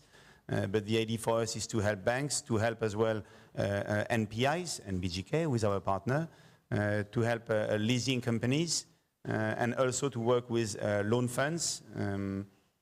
The idea is to try to bring as much additionality. When I say loan funds, we have as well in other countries banks sometimes setting within their own asset management arm dedicated loan facilities that may complement what the bank would usually do in order to lend off their balance sheet using another business, another activity of the bank. Should any bank as well develop such activity of using asset management balance sheet to support and grow lending to SMEs, we are as well very happy to support it and guarantee those loans. The objective is thus to bring and to support the financing of real economy and financing of SMEs with private money, pension funds, insurance companies, or high net worth, retail, whatever type of money that could be fueled toward the financing of SMEs. We are happy to guarantee it. Obviously, our guarantee will help improve the risk reward for those investors, bringing a guarantee without much damaging the performance of the fund will mean that you will have a better risk return. Now, yes. Our guarantees must meet objectives, policy-driven objectives of the Commission. So here you see the different policies, competitiveness, innovation, cultural and creative sector, sustainability, microfinance, and skills and education. Most of them are self-explanatory. I would say that when we talk about innovation, we can help and guarantee financings made either to innovative companies or innovative financings whose purpose is to support the innovation transition, the digital transition. So the company does not need to be an innovative company to innovate. The same applies to sustainability, whereby either the company is a green company or the company is not a green company but investing into its green transition. Both would be eligible. Cultural and creative sectors, microfinance and skills and education are smaller envelopes, but they are very specific focus. Cultural creative sector would be cinema, art, architecture, everything that is linked to cultural and creative sector. Microfinance and social, whereby we want to help as well smaller micro enterprises and all the social impact type of financings. And then skills and education, whereby we can guarantee all the financings made to students, for example, via universities, where we will take some of the risk, or financings made to companies who are investing in the development of their employees, whether it is education, ongoing education, or training of the employees. Whatever type of financing that would be linked to skills education would also be guaranteed. You will see then after, I will not go too much into detail depending on what is your interest. We would be happy to discuss with you, but the idea that the guarantee rates go from 50 to up to 50 or 70%, meaning that for each euro of loss, we would pay the lender 50 cents on every loss, from 50 to 70 cents. We provide two types of guarantees, capped and uncapped. Here as well, we have tried to summarize or to put all the previous guarantees we used to deploy in a single scheme, a single contract. It's easier for us and easier for our parties as well, in case you want to apply to several different programs.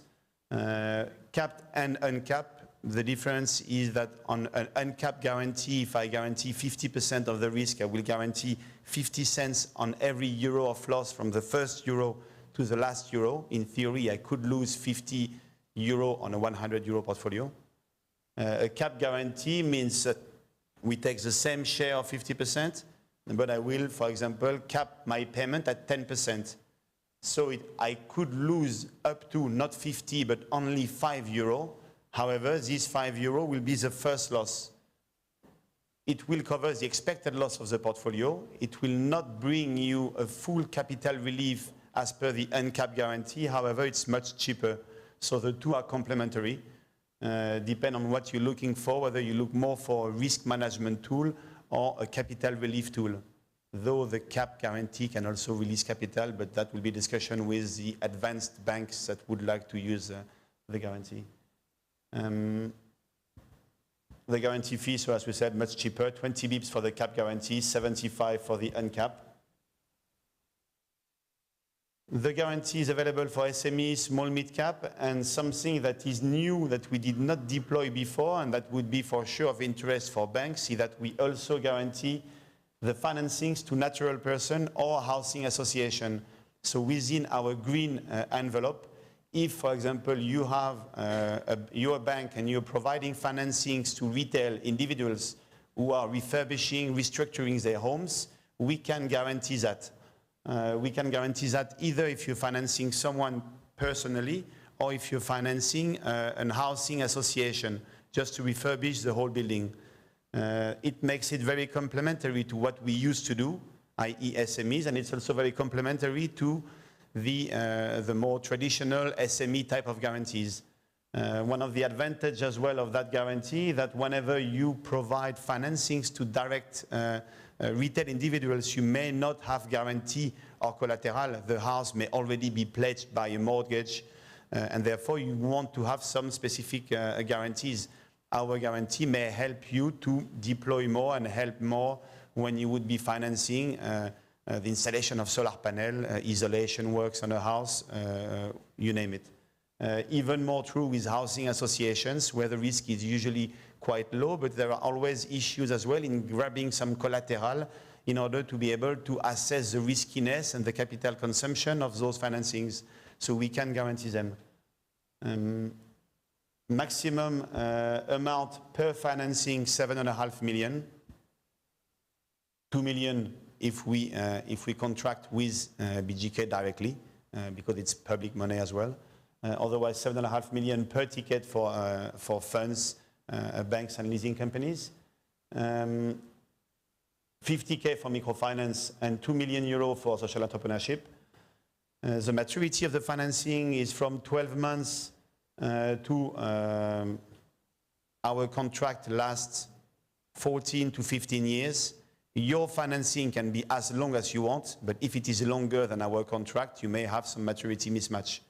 Then if we top up our contract and continue our relationship in the long term, we will increase the maturity of that guarantee contract. So even loans exceeding 14 years should be guaranteed in the end. The tail risk of it, the end of it. Okay, we have as well a full process online which explain how to apply. Usually we try to be as pragmatical and as quick as possible. We have a full process. We need to go through KYC compliance, usual hurdles. But we have the same process across Europe. We try to industrialize it and make it as quick and efficient as possible. And we succeed. I would say that to conclude, our guarantees will be deployed until 2027. So whatever we sign today, the idea is to have as well some visibility, not to sign any stop and go contract that would just last 6 months, 9 months, or a year. We have enough budget for the moment. We are pushing the Commission to have more and to be able to deploy more until 2027. Obviously, I think the economic situation may support our case as well to get maybe more. But the idea is therefore to have long-term visibility on our relationship. So whoever would be interested, I would say we have capacity and interest in partnering with leasing companies. Come and discuss with us. Banks, loan funds, as I said, even either bank captive asset management arm, but also independent loan fund are welcome. We can guarantee the loan funds, but we also have a small window to invest in loan funds.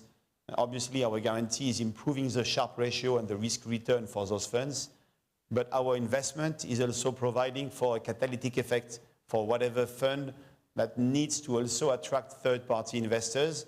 Our investment may help and facilitate the funding rounds.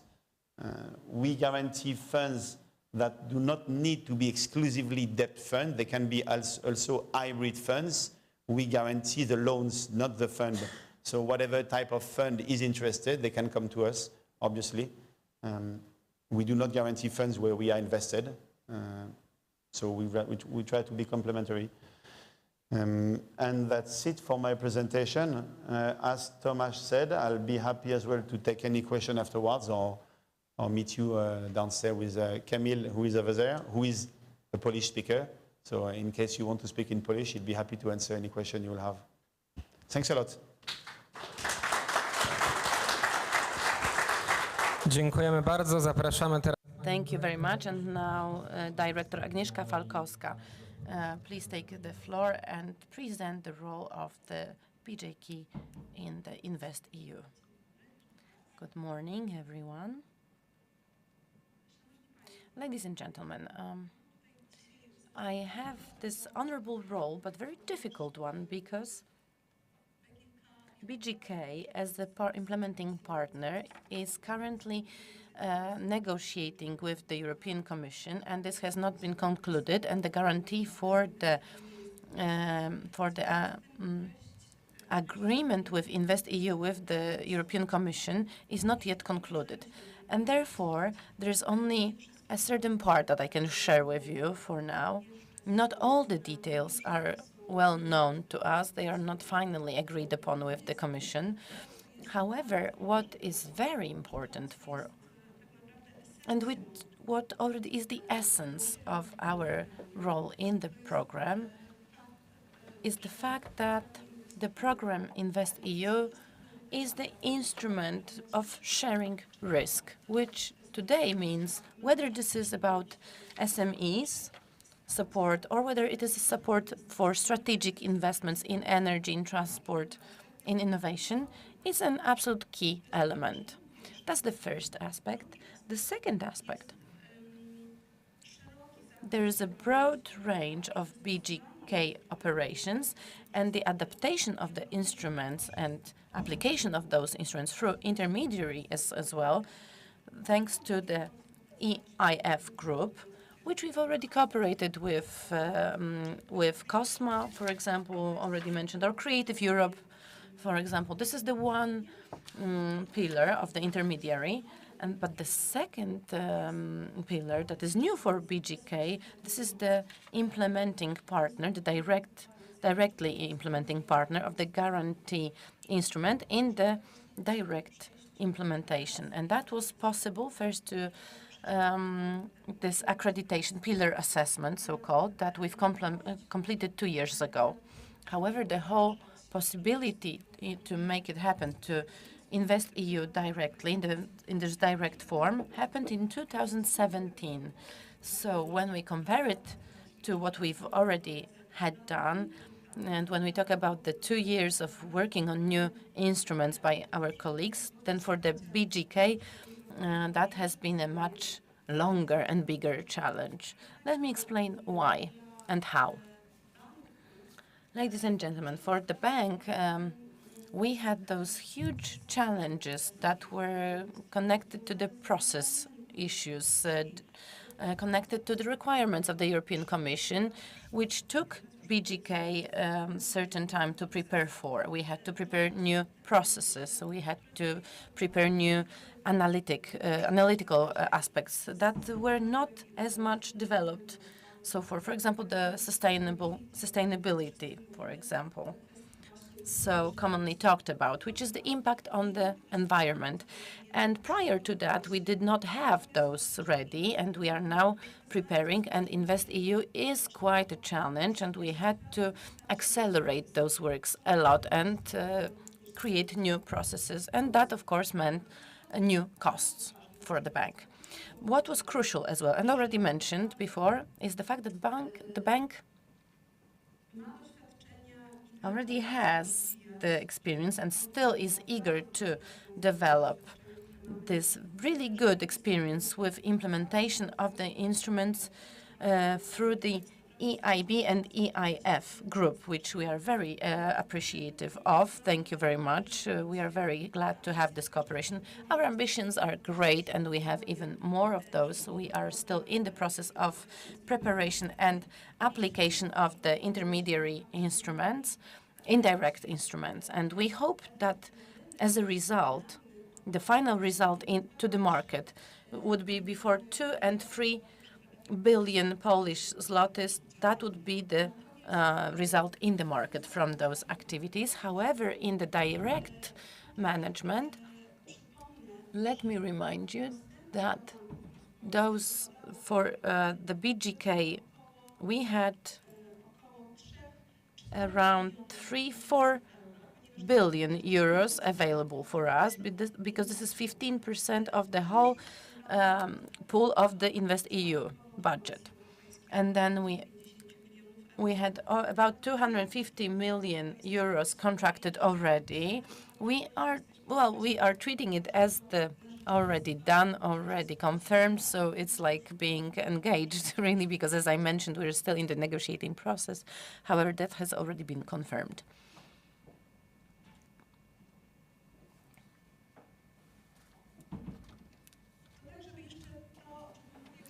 So in order to show you the graphs of what I mentioned, when we talk about the direct management, the one that I'm mainly focusing on with my team at the bank, this is a brand new challenge, a brand new task for us, around 250 million euros in guarantees for financing of the loans directly from the BJK in the investment loans. And we also have the sustainable research infrastructure, we have research, innovation, and digitalization. However, in this architecture that we have, that is the one that is indirect, where we have wonderful experience when we, for example, implemented COSMA. We still want to continue, we still want to develop our abilities and capabilities. And thanks to EIF Group, we're going to try to have our offer available. We are still working on that, though. However, in this area, we have a planned support for SMEs and for micro enterprises with the help of the intermediary institutions, so either banks or some others. So now, when we talk about the products that we have already developed as the loan products with the support of the European Commission with the guarantees for the InvestEU, because I mentioned the Paribas guarantee, that's 50% of the costs of investments. And two segments, sustainable infrastructure. So this is basically the renewables, this is the renewable energy, a very important subject, sustainable transport, but also we have more values like digital infrastructure. We have those that are very important, and we want to be very flexible in our approach to those. Because the challenges when we had the dialogue with the Commission and the segments that need the support due to the macroeconomic situation and due to the changes of which we have in Poland, we already have some declarations from the Commission that within the whole area that you can see in the window, we can apply for guarantees here. It's still up for discussion so that we could have this in a guarantee agreement as well, which is crucial. What is important is the loan process. It is the same, absolutely. We are not coming up with the new loan process. The credit decision is the one that is given by the BGK, nothing new here. So for our partners who are already cooperating with us, who are aware with us, this is a well-known process, and the requirements within this process are available to everyone on our websites or with our colleagues from 16 regions working within Poland. Of course, in our central, we also have specific dedicated teams that are cooperating with our shareholders as well, stakeholders, excuse me, and they are all in a dialogue with us, and so we can see the information flow, individual approach to your credit needs is for sure guaranteed. When we talk about additional elements that are crucial, or maybe the advantages, benefits, we talk about the instrument of sharing this risk, the guarantee. But for the credits that are long-term loans, you can see very long periods of time, long terms here. And this is a really clear difference to where we could guarantee loans without the guarantees from the Commission. So here we have the loan terms available here within those windows. What is crucial here is that the second loan, which is the second window, which is the digitalization, research and innovations, cyber security, AI, health sector, defense sector, the automation and robotics. This is all very, very important for the needs of the company owners, then research institutes. So here again, long loan terms are also possible here. Of course, this is not all as simple, and probably this process is going to be a bit longer than the traditional credit process of BGK due to the requirements of the European Commission. As we mentioned, each operation, each loan needs to fall into the individual decision of the investment committee of the European Commission that has been created for this InvestEU, and we'll need some additional information that is basically the element of the requirements of the European Union legislative and operations. And it is also it also includes issues such as sustainable environment and in other crucial and current issues. So we'll have that information, we'll have environmental analysis as well. So these will come as a certain novelty to the process.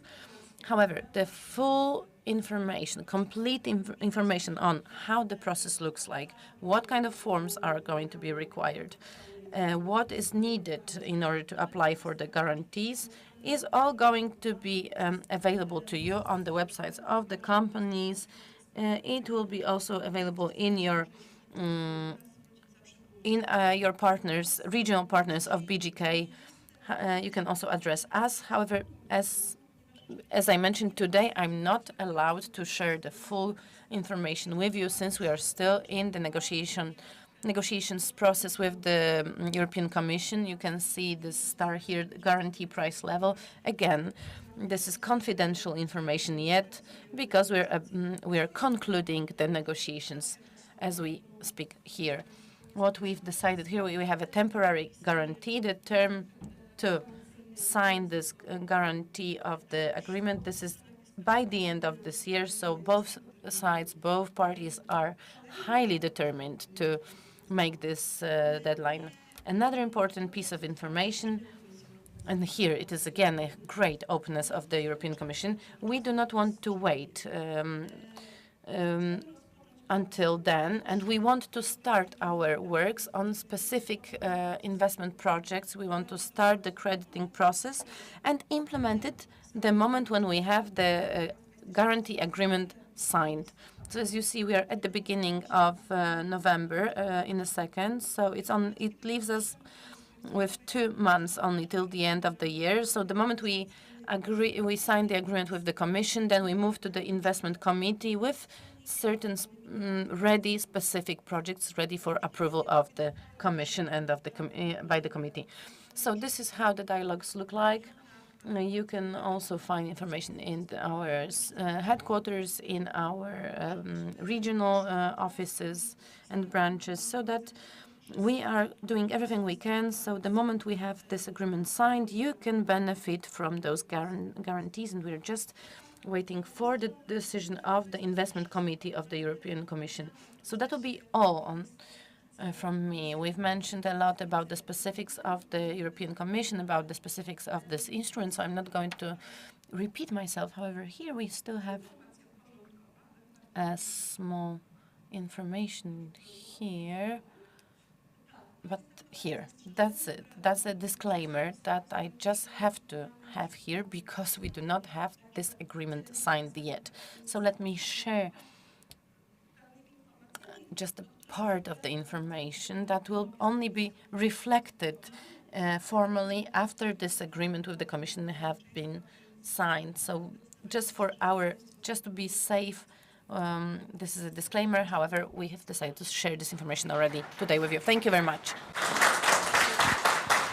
Ja również bardzo dziękuję. Zapraszam teraz. I'm also very grateful. We will now hear from Anna Stalokiewicz, Investment Officer at the Equity and Growth Capital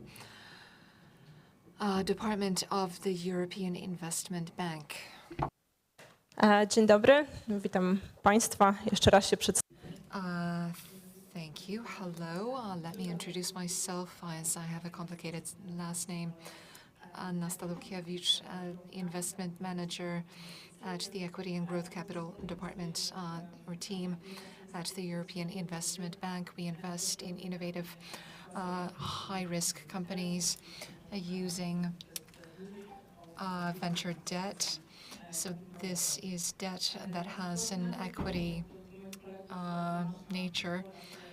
And like Thomas and Paul from the EIF, who invest indirectly.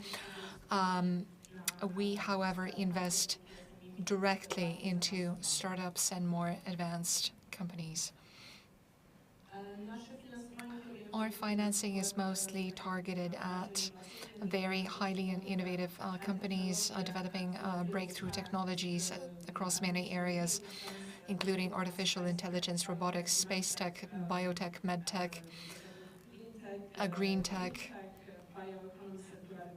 bioeconomy, circular economy.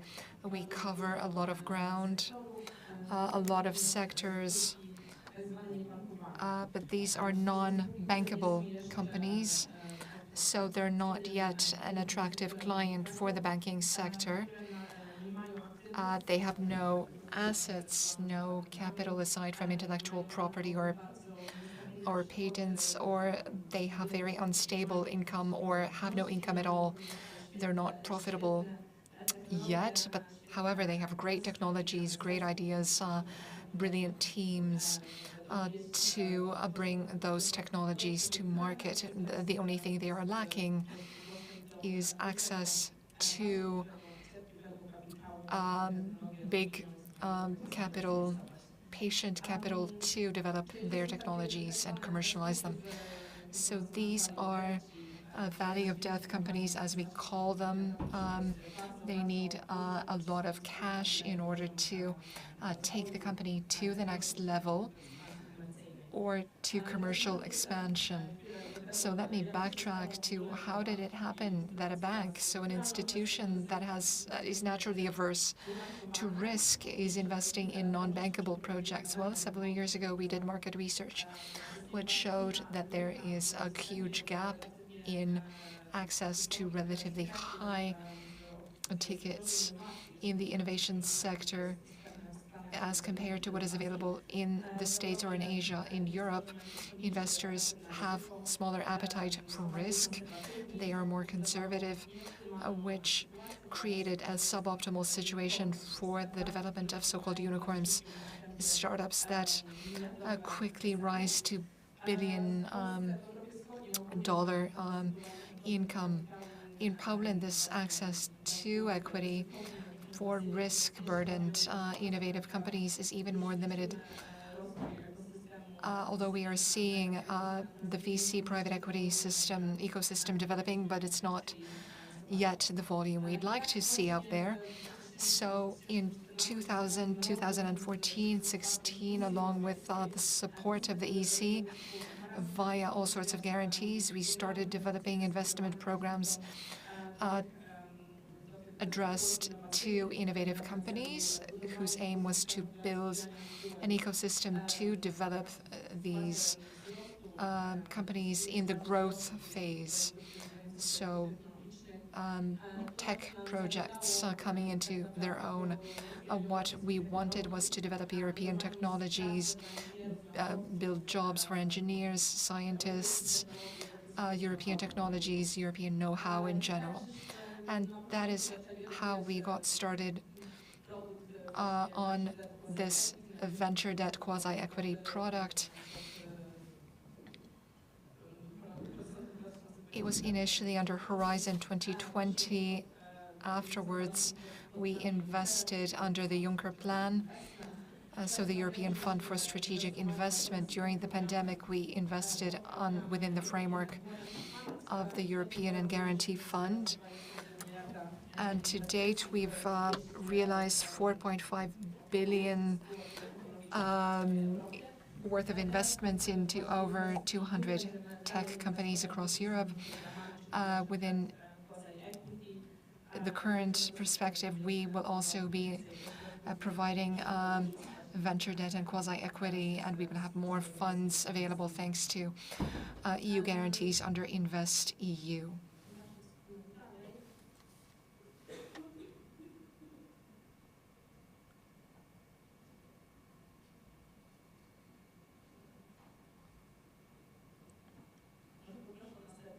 Maybe we can have the next slide. So a few words about the structure. It's always a tailored structure We have large tickets from 7.5 euros.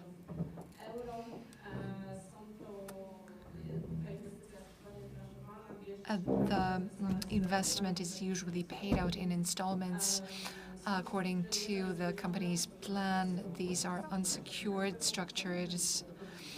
The companies have no assets aside from intellectual property. The structure is usually paid back in 5-year periods. So this 5-year period is actually quite a lengthy one for these types of investments because it often is longer than the life cycle of the company. So this 5-year cycle is very, very long. When it comes to the profit, that technology has to be successful. The company has to grow in value. It has to achieve higher income. So just as with equity investors.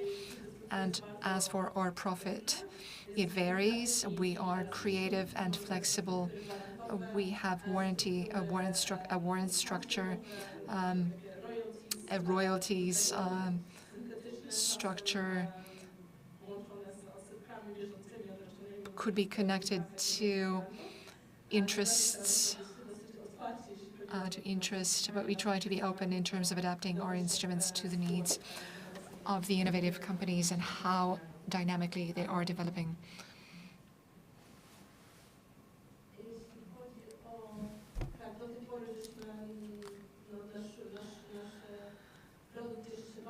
To date, our product has enjoyed considerable popularity on the market. We've analyzed over 5,000 projects from across Europe, and we've invested into 200 tech companies out of this was worth 4.5 billion euros. Our portfolio includes biotech. About half of our portfolio is biotech and pharma. Over recent years, this was also driven by the pandemic. The remainder of the portfolio are tech companies developing various kinds of technologies, space tech, automotive, or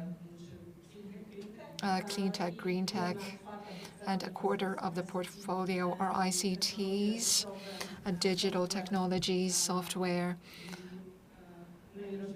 and all kinds of IT solutions. So our geographical spread is wonderful. We've invested all across Europe. As I said, over 200 projects. One of the highlights is BioNTech, a German company, which developed Pfizer's COVID-19 vaccine. We invested in BioNTech several years before the pandemic. Other highlights include Bolt, so our European Uber that you can also see in Warsaw. I hope you're using the scooters or the electric bikes.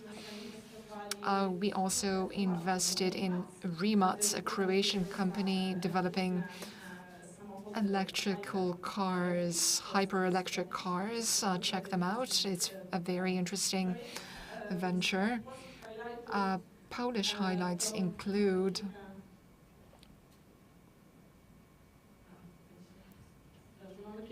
so we have several projects implemented in Poland, so we have more, but we're still looking for investment opportunities. We have Scope Fluidics, MedTech, Arrivu, developing innovative cancer medications, Azimo, which has its R&D center in Poland. It's a fintech company, or Contact.io, developing software for Internet of Things. So we will gladly expand our Polish component. We invite you to contact either myself personally, or you can talk to me during the break, or you can visit our website, EIB.org Venture Debt. I think I'm the last speaker on this panel, so Grzegorz, thank you, and it's over to you. Thank you very much. We have concluded the first part of today's meeting. However, we have a delay. So my proposal is that we go on with the second block without taking a break. Let's hear from the Department of Public-Private Partnerships at the Ministry of Development Funds and Regional Policy, Robert Dzierżwa. Since we are running, we are a bit behind, let me just say a few words about how we support the implementation of EU Invest in Poland. Like it was said, as a ministry, we are responsible for coordinating processes related, procedures related to InvestEU, the instrument. One of our main tasks is also to support broadly understood public-private partnerships. In addition, as a department, we have been handed a number of additional tasks. We are supporting the development of hybrid projects, partly funded by the EU, but also mixed in with public-private partnerships. As a department, we are responsible for the implementation within the National Recovery Plan, the instrument for the green transition of cities. Hopefully, we will start implementing this instrument quite soon. The allocation, these are returnable funds, but they can also be within the National Recovery Plan. It's over 2 billion euros. We also have the National Housing Reserve. As of April 1st, previously this housing reserve was under the Ministry of Development and Technology. So, as for our InvestEU tasks in Poland, our responsibility is to coordinate this process in Poland, to provide support to project promoters. We also monitor and provide information. We also monitor and receive information from promoters. And finally, information. So first of all, this is information for promoters and potential project promoters, but we also work with state entities. At our request, every ministry sets up a contact point for InvestEU. We also organize meeting with potential promoters, bilateral meetings, but we also help to prepare information memoranda. Within the framework of monitoring, every month we pass on information to our ministries regarding the number of projects supported within the framework of InvestEU. Hopefully, and much has been said about this, hopefully this instrument, which as far as I understand will be implemented in Poland starting today and supported by BGK, I hope that it will enjoy a widespread popularity. Poland ranked 6th when it came to the previous fund that InvestEU continues. Information. We organize workshops, meetings. We also have a dedicated website on our ministry website, which provides wide-ranging information about InvestEU. Who do we work with? I'm so very glad we have such wonderful partners, both domestically, that's BGK, and also at the European level, that's the EIB. We work with all of the major players responsible for the implementation of InvestEU in Poland. We have very close cooperation with the National Contact Point for EU financial instruments. We are hoping that this cooperation will continue to be very fruitful. As a ministry, we also promote InvestEU among Polish entrepreneurs, and every time we inform entities dependent on the state treasury, so big state companies, they will surely be interested. A lot was said about the scope of the support provided within InvestEU and energy transition, broadly understood. So let's hope that thanks to InvestEU, our energy companies will use this time to realize investment into low emissions or zero emissions energy sources. Let me give you some examples of EFSI projects that were implemented in Poland. I think one of them was mentioned in a previous presentation. One interesting project was the construction and equipping of the Warsaw Medical University Center for Medical Simulations. This project was worth over 250 million PLN with EFSI support of 100 million PLN. It was supposed to create a center for medical simulations for students, but also those seeking to raise their qualifications by pursuing graduate degrees. The center is on Banacha Street in Warsaw, another interesting project, which you might say, aside from EFSI, here we had mixed financing. So the project was worth over 800 million PLN. Over EFIS funds amounted to 400 million PLN, but there were other sources of financing, a loan from PFR and BGK. So this is the Łagiewnicka Highway connecting the strict city center of Krakow, and it allows for faster travel. It's almost 2 kilometers. So I just wanted to give you an idea of what it looks like, what our cooperation looks like with local authorities. This is a city company that implemented this. So it's worth mixing different types of financing, subsidies, loans, but also guarantees provided within the framework of InvestEU. That's it from me. Thank you very much. Thank you for your attention. And I hope that you've noticed that our ministry has also been making significant contribution to implementing InvestEU. Absolutnie zauważamy tę współpracę i dziękujemy. Thank you so much. We absolutely appreciate your impact and implementation commitment to this InvestEU. And I would like now to have Madam Karolina Żuławska-Palasz, who is going to tell us about Polish corporate lending for corporate. Oh, that's the next one, and this one is going to be on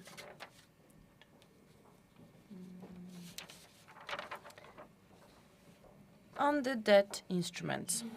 Good morning, ladies and gentlemen. Karolina Żuławska-Palasz. I'm going to tell you briefly about practice and direct financing, debt financing for corporations, for entrepreneurs. So corporate, when we talk about corporate, is a very broad spectrum of our financing. First of all, because of somehow limited scale and resources, human resources and infrastructure. We are talking about big companies, big enterprises, both private listed companies, but also financed by the state. Here, the structure of financing is without any meaning, but also the mid-cap sector, which is from this European Union definition. That's our companies from 250 to 300 employees, treated as the whole capital group. As you've seen before, SMEs are covered by our indirect financing through the instruments guaranteed by BGK and commercial banks. This debt financing, those loans, these are long-term loans, these are investment loans, but also in a very specific, but in some more specific and more defined scopes, these are also instruments that are slowly developed by us, and these are also the ones that used to function with Juncker plan. That was hybrid loan. That was the very a different kind of instrument. Probably slowly we'll get to bonds, green bonds also for the sector. Energy, basically energy sector, although not only, because definitely climate industry and those green enterprises can be in different sectors, really. I'd like to maybe, because you know very well about all the fundamentals of the program, so about the requirements of the program, I'd like it maybe to have in a form of a workshop to make you more familiar with this, how we work. So this offer is for companies who have investment costs. So either these are typically equity instruments and or some fixed assets that are connected to some costs of those investments, but also investments in research and innovations. And then we also talk about OPEX financing. When we talk about research and development, then we talk about the vast costs are OPEX. And we also take a look at one investment of the company that can be a beginning for the financing, or we look at the many-year investment project that is, on the other hand, a beginning to grant the loan by us. We call it, in a working terminology, we call it project, the project. And also within our limitations and certain rules that we have, we can invest up to 50% of costs of such a project. In chosen situations, well, which I'll tell you about, this can be up to 75%. But these cases are the cases when we are dealing with financing energy efficiency or other financing that have this so-called component of climate action component. Other than that status limitations of 50%, we also, of course, using banking best practices. Excuse me. We have to evaluate different parameters like equity and many others. Those are common for the sectors, for the banking sector criteria that not always allow for the full 50% loan. When we talk about, maybe let's take a step back. InvestEU allows us to broaden our standard activities because on everyday basis we finance enterprises and their investments. And InvestEU allows us to broaden the number of enterprises into smaller enterprises or of a higher risk, or allows us to introduce certain innovations that will allow for acceleration of investment plan. And then this financing is longer than the commercial financing, which allows to absorb more of the debt or to accelerate and take up more ambitious investment decisions. However, InvestEU has certain limitations or maybe requirements that are imposed on us and entrepreneurs because you have to have a certain qualification. You have to undergo this qualification, and you have to focus on European policies and investments that are sought to be promoted. This is mainly sustainable infrastructure, which in a broad take is not only energy sector where we have a lot of investments and we hope to have even more, both when we talk about distribution networks, which is our biggest energy companies, green energy investments.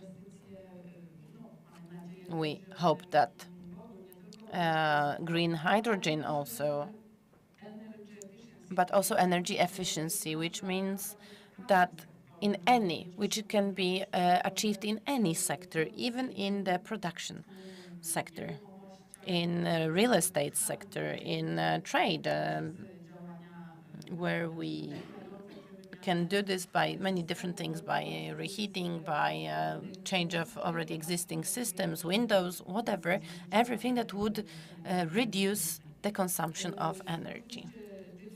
Of course, digital infrastructure, which means optic fibers, 5G networks, data centers. So that would be digital infrastructure. And in addition, from those big names, we also have sustainable transport, circular economy, which in fact can touch upon many different sectors. However, where we can see those activities that are climate friendly, that would reduce the use of resources. So this is water also, because in the enterprises sector, this is maybe less popular, but the activities that are also reducing the water consumption or are connected to building next to the company water treatment facility, that also qualifies. And then research, innovation, and digitalization, big areas. Here it is a kind of difficult one in Poland because we don't have many investments like that in the companies, in the bankable companies. And these projects of this type are, we finance a lot of those in Western Europe. This is R&D of European companies from many different sectors, and they go to really into hundreds of millions of euros. And here, these are still quite rare. Of course, it's the easiest. It's to find those biggest budgets and ambitions in the pharmaceutical industry. And here we finance. And here we are financing one company, and in the company of production industry, for example. So if a company, of course, the part of a bigger plan, these are investment costs for material investments, but also for R&D. And they then can be qualified.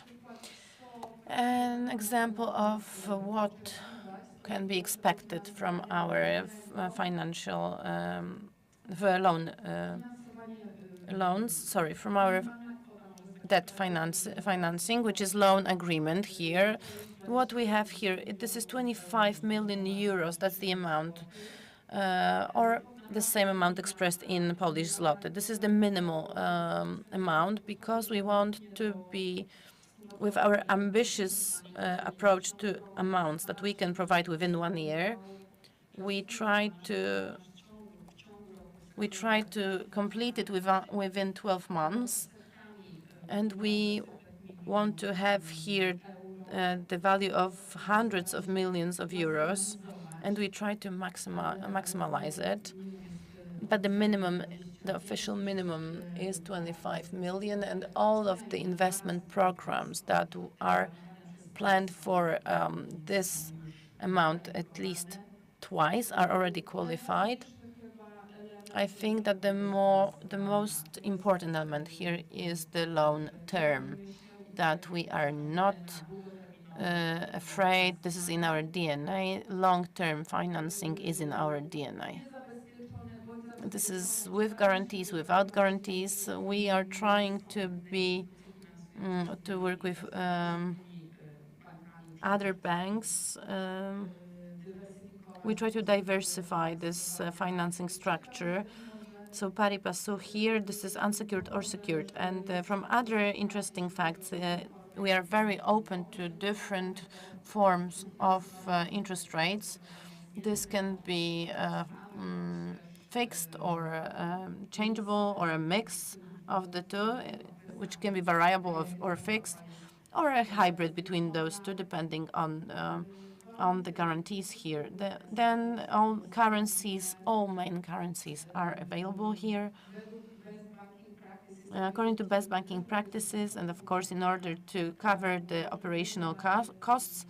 Even though we work as not-for-profit, we do This is not subsidiaries, this is not any aid. However, we are trying to make this financing an attractive one. When we take a look at the rating, AAA of the bank, then we are expecting from us the fact that this financial value added is offered. So there is a certain commission here, depending on the time and on the complexity of the project. However, it's very technical. From the practical, maybe disadvantages for the entrepreneurs, the thing that you have to take into account is the fact that we can only work according to the Luxembourgish law. So, and the agreement is in English. But we do have our lawyers, the whole team of the lawyers. Majority of our team is Polish-speaking team. So all those talks, all the negotiations are in 98% conducted in Polish. Then the whole project here. As my colleague from BGK mentioned, InvestEU does not change any of our requirements, doesn't change our process. The only additional step that we have is the step which is investment committee, but this is somewhere in between our standard management approval. We have EIB management committee approval, and then between the final approval that allows us to sign the agreement, that would be the board of directors. So it's somewhere in between. So maybe we internally have slightly more of red tape, slightly more documents, but it does not translate into our approach. And then we have the summing up of benefits. However, I think I mentioned all of it. I believe that diversification is the main one, and large amounts that can be given to big, ambitious projects, and also the long maturity. And then I believe that attractive in theory, of course, because you can never say definitely, but from the feedback and from the feedback of those who are interested in the financing, we know that we have an attractive interest rates. Maybe an intangible effect, maybe, but definitely observed by the companies. This is the stability of all the sources of financing that is non-commercial. This is something which is counter-cyclical. When this market situation is bad or the economic situation is bad, then we still decide to give even more. Then we have long processes. The due diligence process takes a lot of time. However, it's usually very effectively done. That means that if you manage to undergo our due diligence process, then it means that you are ready, that you are market-proof, because we have the experts and we have people who really know what they're doing. So this means that you're qualified for the long-term credit cooperation. And here we have some examples of financing, not yet from InvestEU, but from our base operations, core operations, but also they would be incorporated, I believe, that into InvestEU, and also from the strategic investment fund, because I would say 2019 and maybe earlier, because this is backwards, it's done backwards, then I believe these are the ones that got financing from the guarantees of the predecessor of InvestEU. And that would be all from me. Thank you. And of course, I invite you to reach out, whether it's here directly or through our websites.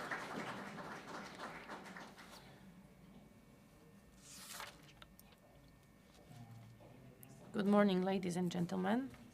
Carolina Mensch presented her field, and Ania before me also. My name is Paweł Lewandowski, and at EIB, I'm responsible for project finance. Maybe to start, I could tell you a few things, a few criteria for financing project finance in comparison to the corporate financing and corporate loans, because in many cases they can be complementary,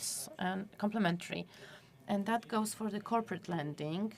The scope of financing and its terms are scaled on the basis of the assets and balance sheet of the company, and those financial projections are extrapolated on the basis of historical data of the data of company and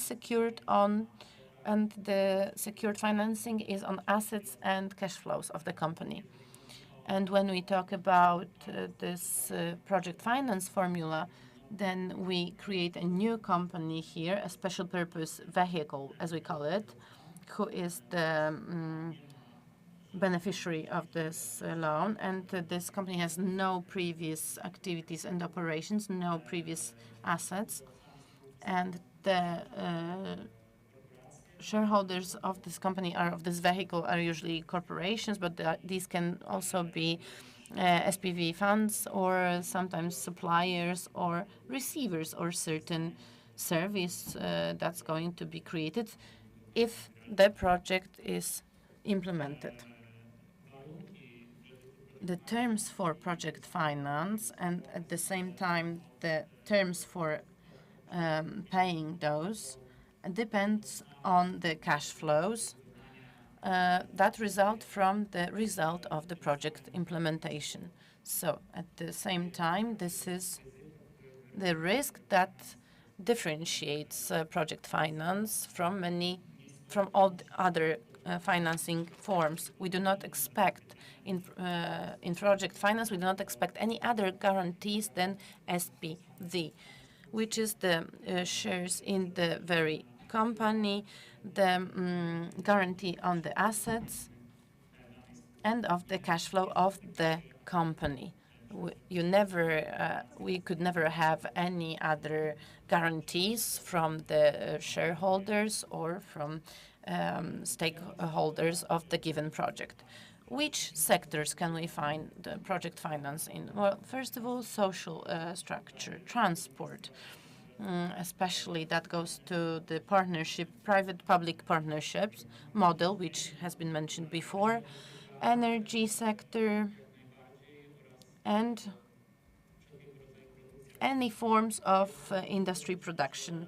Maybe let me emphasize that we have certain sectors that have a especially great potential here in Poland due to the capital needs that the country is facing. And as you can see, these are sectors that used to be covered with those in line with those presented by Karolina. First of all, investments in energy productions and in energy infrastructure. When we take into consideration goals and ambitions of the country, when we see the energy policy until 2024, we're going to have definitely project finance structures, and they're going to be necessary. First of all, because of the assets of big companies, of our champions, are not going to be enough to cover the investment gap that is going to emerge. Except those greatest, biggest players, an equally important role is going to be taken by the smaller companies, yet still market participants. And for them especially, we have this project finance offer. Please imagine when we have offshore industry, the cost of 1 gigawatt of power, it can be estimated at 3 billion euros. So you can imagine that the cost of those projects, of implementing those projects that already got the CFD approval, they are still on the qualification side. However, they are going to be implemented within the 5-6 years. So it's going to be around 20 billion euros worth projects. I don't think that without project finance formula, it's going to be possible. Then, what is more, as I mentioned, we can see a lot of startups or smaller developers whose share in the implementation of the renewable energy is also crucial, and they try to stay active within the renewable energy, both onshore, offshore, or in photovoltaic.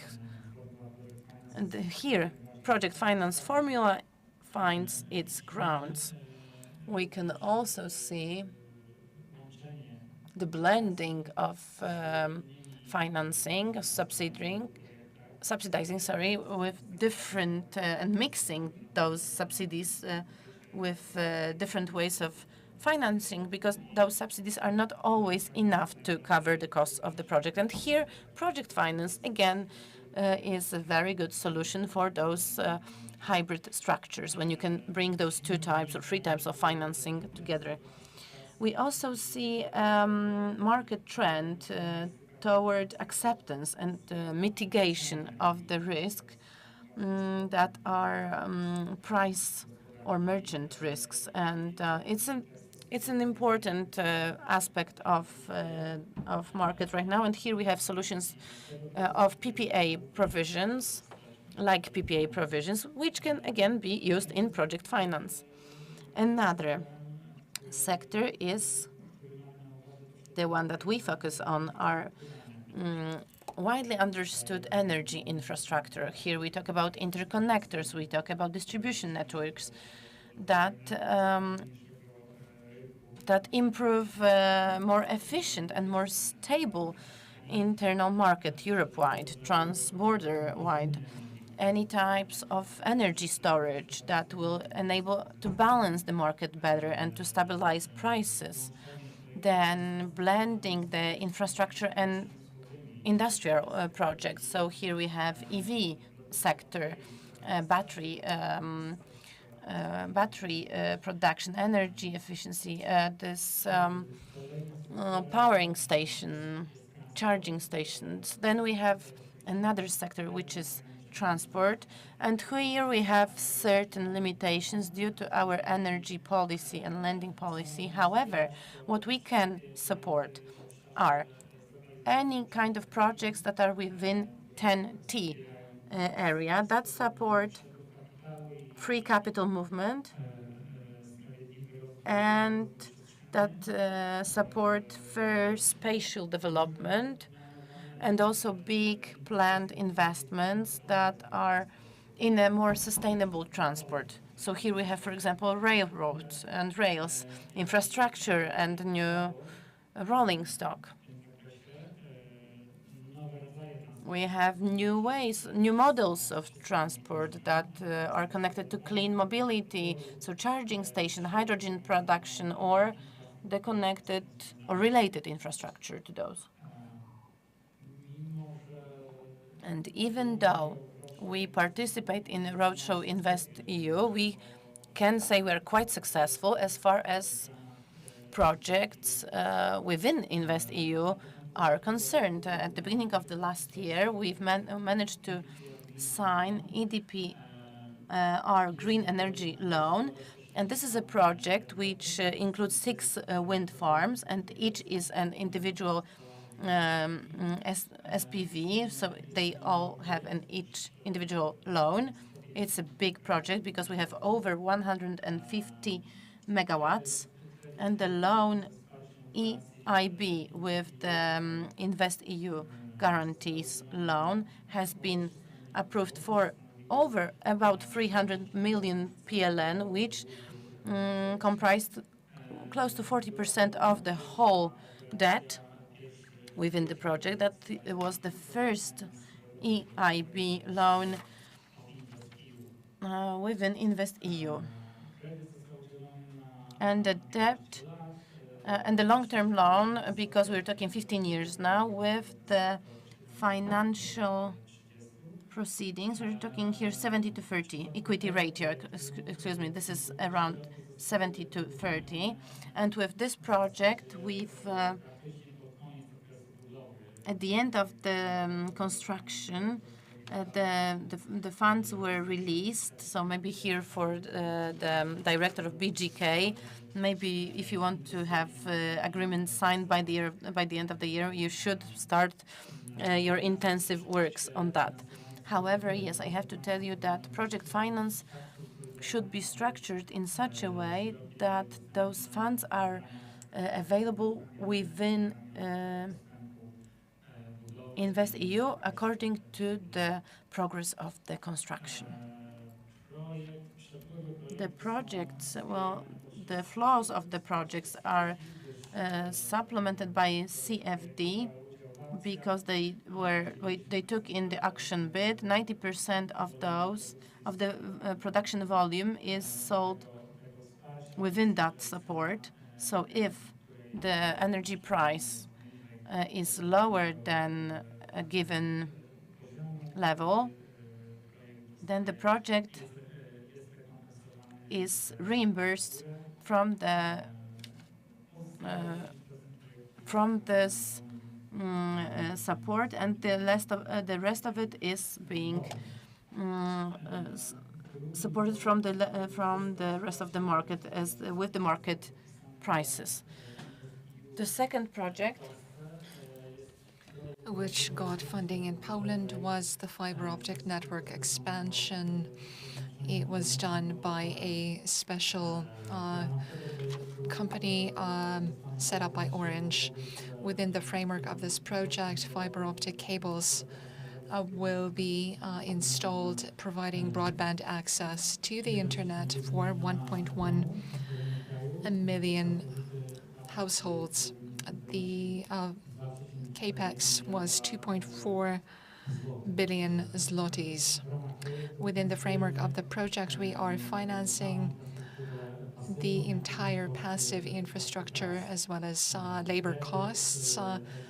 The EIB loan was worth 600 billion PLN, which was about 20% of the amount necessary to implement the project, which makes us the biggest loan provider within this project. It is repaid on a bullet basis at the end of a 7-year period. And here the relation of debt to own capital was 70 to 30. As for capital flows and project income, the fiber optic network will be offered to anybody who wants to take part, any ISP provider or entrepreneur. So this is a bulk model. ISP will offer its services to end customers thanks to this network. These end customers will, of course, pay for them. So the whole project cash flow is based on the ISP commercial success, and the repayment of the loan carries a risk in relation to demand. An additional aspect or advantage of this project is that 79% of it is located in cohesion regions. So these are the regions that are catching up in Poland. To wrap up, I would like to present what sorts of risk the bank is taking into account with regard to renewable energy projects. So this is the core of our activities in Poland at the current moment. So we are also witnessing a trend towards corporate PPA agreements where the model agreement has not yet been formulated, developed by banks, including the EIB. So it's very important that project promoters and those who purchase this energy, those who receive this energy, who would be signing contracts with promoters, it's important that they engage the bank party in their talks at the earliest possible period to make sure that a given draft is acceptable to the banks. It's also important for the risks to be divided up, to be divided accordingly, and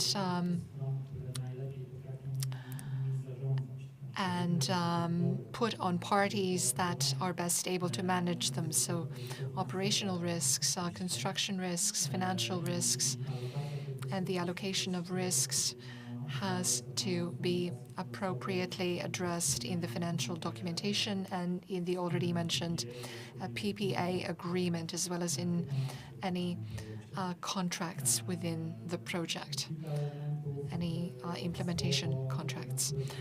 A number of elements that we pay attention to when assessing risk: the strategy for mitigation of merchant price risk, price indexation,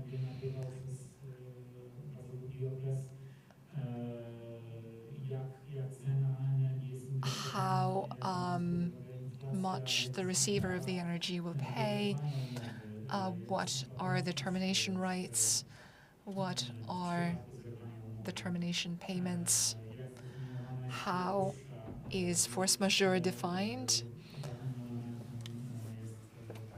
and the security package is another important element. That's it from me. Thank you very much. Of course, feel free to reach out, write me an email, or talk to me over coffee. Thank you very much. We will now hear from Mrs. Desisława Króleva and Paulina Brzezicka, who will talk about advisory activities. Will also excuse my English. Polish is unfortunately not among the languages I speak just yet. But we have the pleasure, my colleague Paulina and I, of rounding up today's workshop. And we're very happy to be talking to you about the advisory offer that is going to be available under InvestEU. First of all, let me introduce myself. I'm Desisława Króleva. I'm advisor in EIB's Advisory Hub. And I say EIB's Advisory Hub because I used to be in InvestEU Advisory Hub, and now I am in InvestEU Advisory Hub. So we have this nice transition between the two programs. And why is actually advisory important? This is an element that we have spoken about quite a bit today, or actually we have referred to quite a bit today, because we viewed quite extensively the different funding and financing opportunities under InvestEU, but a recurring theme during a number of the previous presentations was that in order to be able to use the different products, there needs to be a project pipeline. There needs to be projects in which to invest, and from our experience implementing the FC Hub, this has often not been the case actually, and there are not sufficient number of investment-ready projects. So this is actually where we come in, and we try to identify projects which can benefit from the different support options of the EIB, and try to, for those of them that are not sufficiently mature, we try to address those deficiencies and help them get to a bankable stage. So this is a picture which we already saw a couple of times today, so I'm not going to spend too much time on it, but I've put it here so that you get a visual representation about the investment, about the different policy windows in which InvestEU is structured, and to let you know that actually advisory support is available throughout all these windows. Indeed, InvestEU has brought about a number of changes compared to FC and to the FC Advisory Hub. One of them is that the EAP is now one of implementing partners, one of advisory partners to the Commission. We are implementing 75%, as the Commission colleague already mentioned during her presentation. But this means that those 75% of the InvestEU Advisory Hub are available across all policy windows. We also have a number of cross-sectoral advisory initiatives, and here I'd like to specifically point two of them, which I believe are particularly relevant for Poland. One of them is, of course, supporting investments towards a just transition, which means that supporting the transition of carbon-intensive coal mining regions towards different types of economic activity. And the other one is supporting circularity. We have a dedicated initiative which helps cities and regions across the EU make that leap from linear to circular economy, because, as has become quite evident, and even more recently than before, linear economic models consume resources which we simply don't have. That's why we need to get to a circular economic model in which we minimize the use of raw materials, recycle, reuse, repurpose, and in this way actually make economies more resilient. So, what type of advisory support is actually available under InvestEU? In a very similar fashion as it has been the case so far, advisory support is available across the full scale of project preparation. A difference, however, is that we are ever more focused on project preparation and project implementation. And what this means in practice is that while in the past we were engaging quite a lot with market development studies, with market assessment studies and activities, as well as capacity building activities, now in our role as advisory partner to the Commission, the focus is predominantly on specific projects or investment programs. And the type of support that you can get is, as I mentioned already, identifying such projects, clustering them and organizing them in investment programs, working on individual projects, and further down to implementing those projects. Here, the expertise and the capacity of the European Investment Bank continues to be available full scale across all sectors. Here you can see that we have explicitly referenced structures such as public-private partnerships, and I would like to say that my colleague Liliana Bogusz is also here in the audience with us in case you want to have a specific discussion with her concerning PPPs. We also have different technical experts working in the bank across sectors, so that expertise continues to be available. And we're able to mobilize it on a bespoke project basis, meaning depending on the specific needs of your investment project. And of course, financial structuring remains available in the same fashion. So in terms of the types of clients that we continue to work with, those are public sector clients, as has been the case until now, and I will be telling you a little bit more about public sector clients and about financial intermediaries, and Paulina will be talking more about the corporate sector. For the public sector clients, as you can see here, we have a number of initiatives. Some of them are transferred from the already existing FC Advisory Hub, the European Investment Advisory Hub, but basically the focus is on supporting projects and programs with relatively short to mid delivery focus, with short to mid time frame, which in our terminology means we're focusing on projects that we'd like to see taking place and materializing within the next 3 to 5 or 7 years at the latest time frame. And those need to be projects which aim to achieve the EU's policy objectives. So these are sustainable infrastructure, these are social investments and services, these are, as I said, circular cities, this is just transition, Basically, we can support you in all the various teams. Here I want to make a very important disclaimer that being a new program and with this different structure as compared to the already existing ones, to the previous ones actually, it can take some time to adjust the working methods and to adjust the mindsets to thinking in terms of policy priorities and policy windows. However, I would like to encourage you, even if you're not sure to which policy window your project belongs to or which policy priorities it's going to serve, to get in touch with us irrespective, because the mechanics behind and really attributing it to the right policy window is something we'll do together.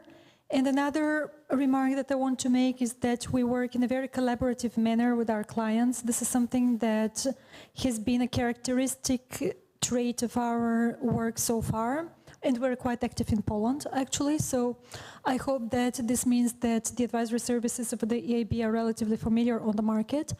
But we really work in a very collaborative manner with clients. This means that even if you have not been able to really specify your concrete need, we'll engage with you, bring the right people together internally, ask the right questions so that we really pin down what needs to be done so that your project or program gets to that bankable stage. Here I'll spend just 30 seconds on this slide, literally, which focuses on financial intermediaries, because I think that we've already discussed that bit quite a lot.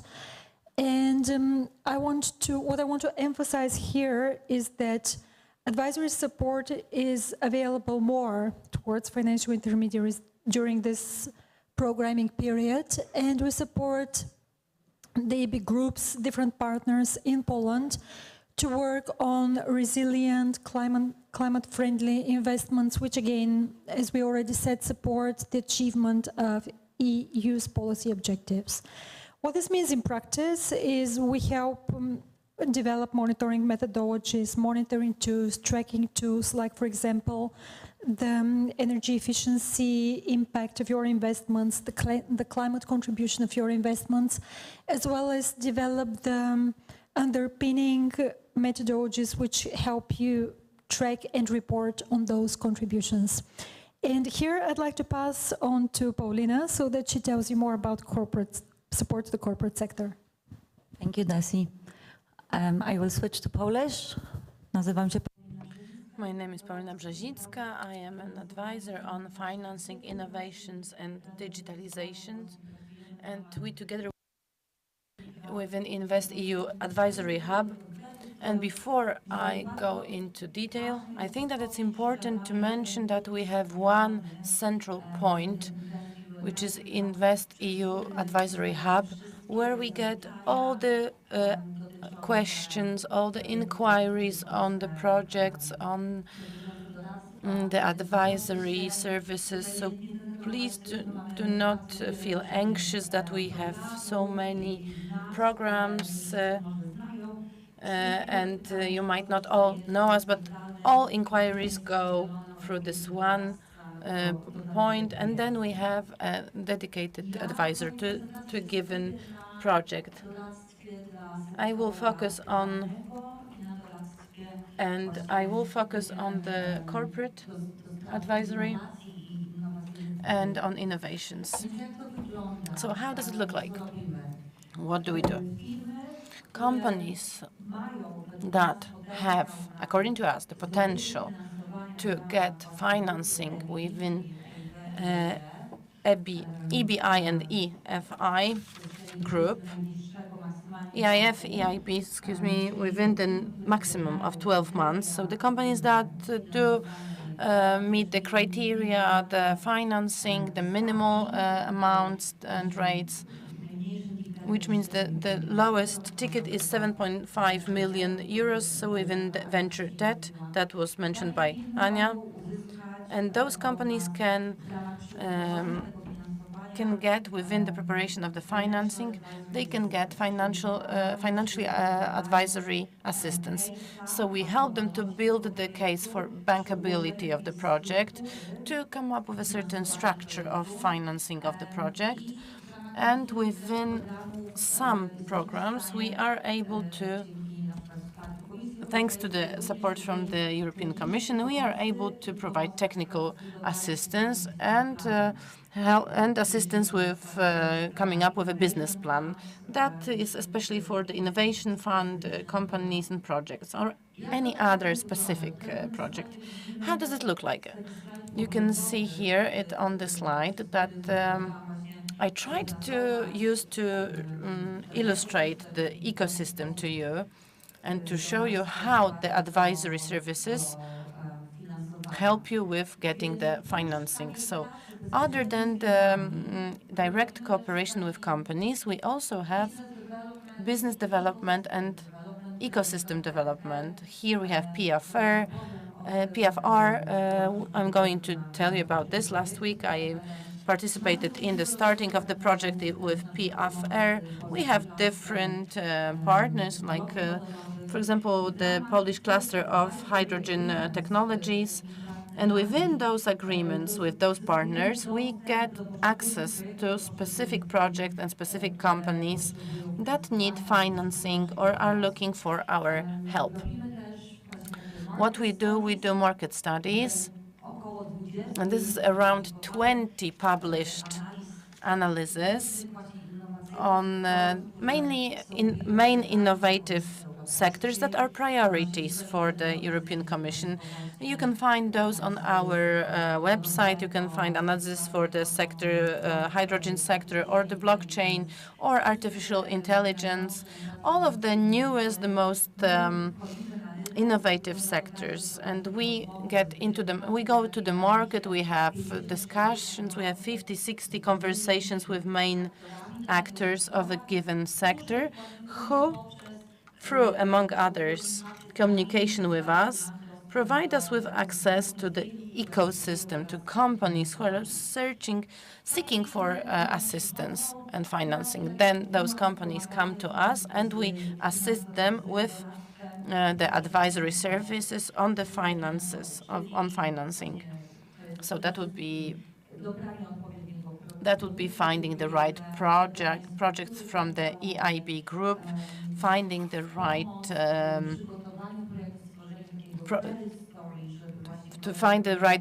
credit stories, so that colleagues from given departments are able to take this transaction for execution. And then with some cases, we are able to assist with preparation of materials for due diligence.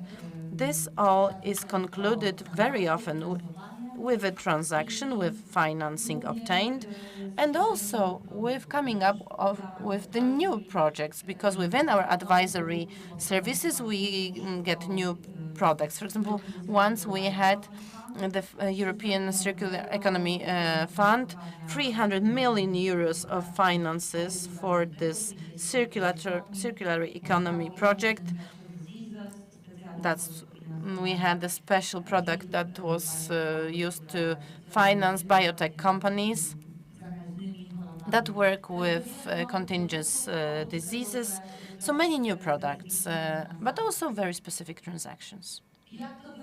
How does it look like? Well, I've explained it at the very beginning. All that you need here, we have QR code here. You can scan it. We have one portal on our website. Everything is centralized right now. And this one portal is the one where we get our requests from the companies. And someone from our team takes a look at it, then assigns the right advisor to it, depending on the profile of the project. And then together we define a plan, action plan, and if there is a perspective that it's going to be financed, that it can be financed by EIB group, because this is the purpose of the advisory services. We want to get clients, we want to prepare the projects for financing. We come up with the advisory agreement, and then we start with our expertise and with our assistance. And then some case studies from Poland. And I wanted to mention this project with PFR, which is Polish Development Fund. And last week we've started, and We have an agreement signed on advisory services. This project is going to take around a year.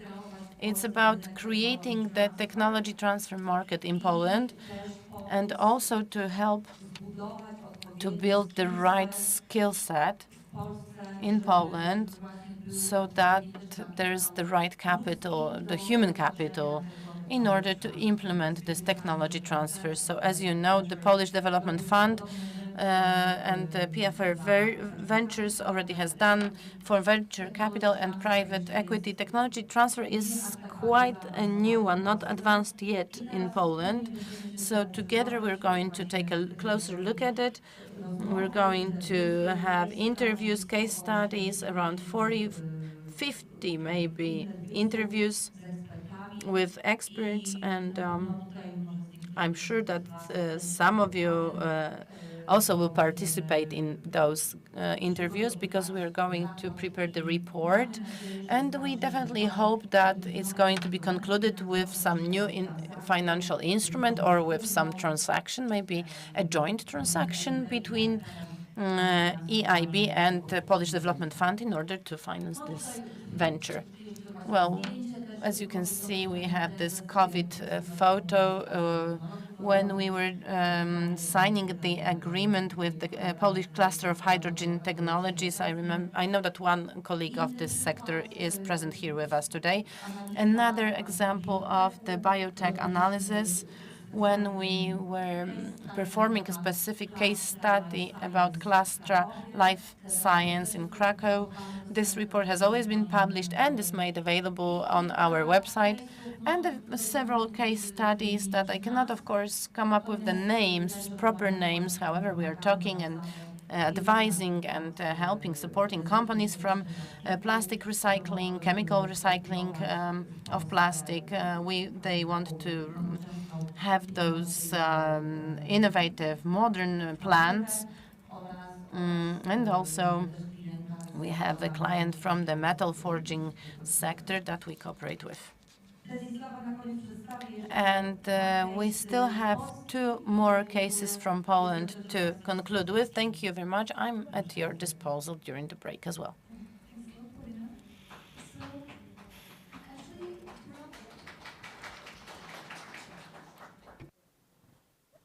To wrap up the advisory presentation, I have put also 2 examples on the public sector side of things.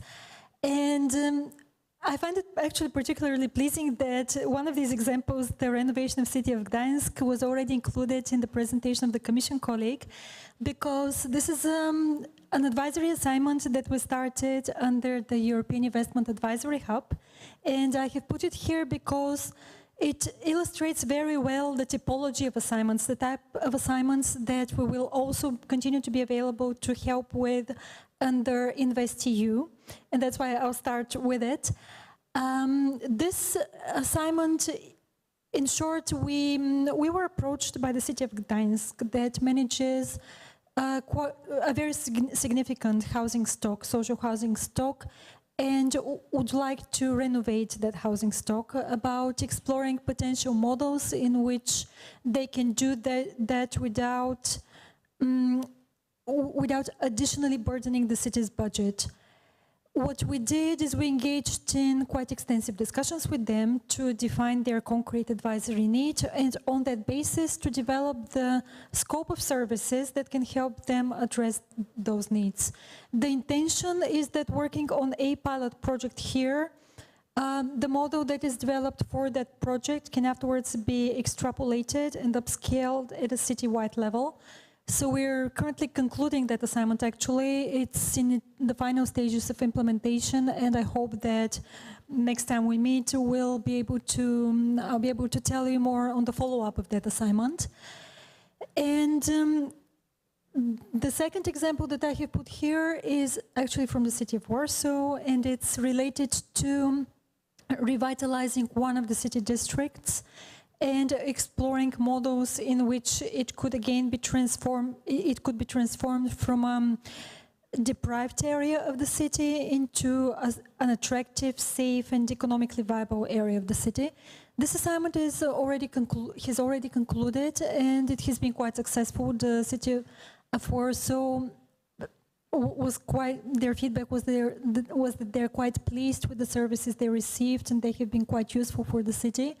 So this type of work will again continue to be available under the InvestEU Advisory Hub. And to conclude, I also would like to say that some other examples that were mentioned in the presentations before, like the Medical University in Warsaw, for example, were again supported with advisory support under the Advisory Hub. So my message here is that really we try to work in a holistic manner, not to do advisory for the sake of advisory and to end up with a study that no one practically needs. On the contrary, we're looking for specific projects to identify their specific needs to become bankable, and afterwards to be able to receive support to be realized, like has often been the case, including in the projects that we mentioned today. With this, I want to thank you for your attention and hand back to Gregor.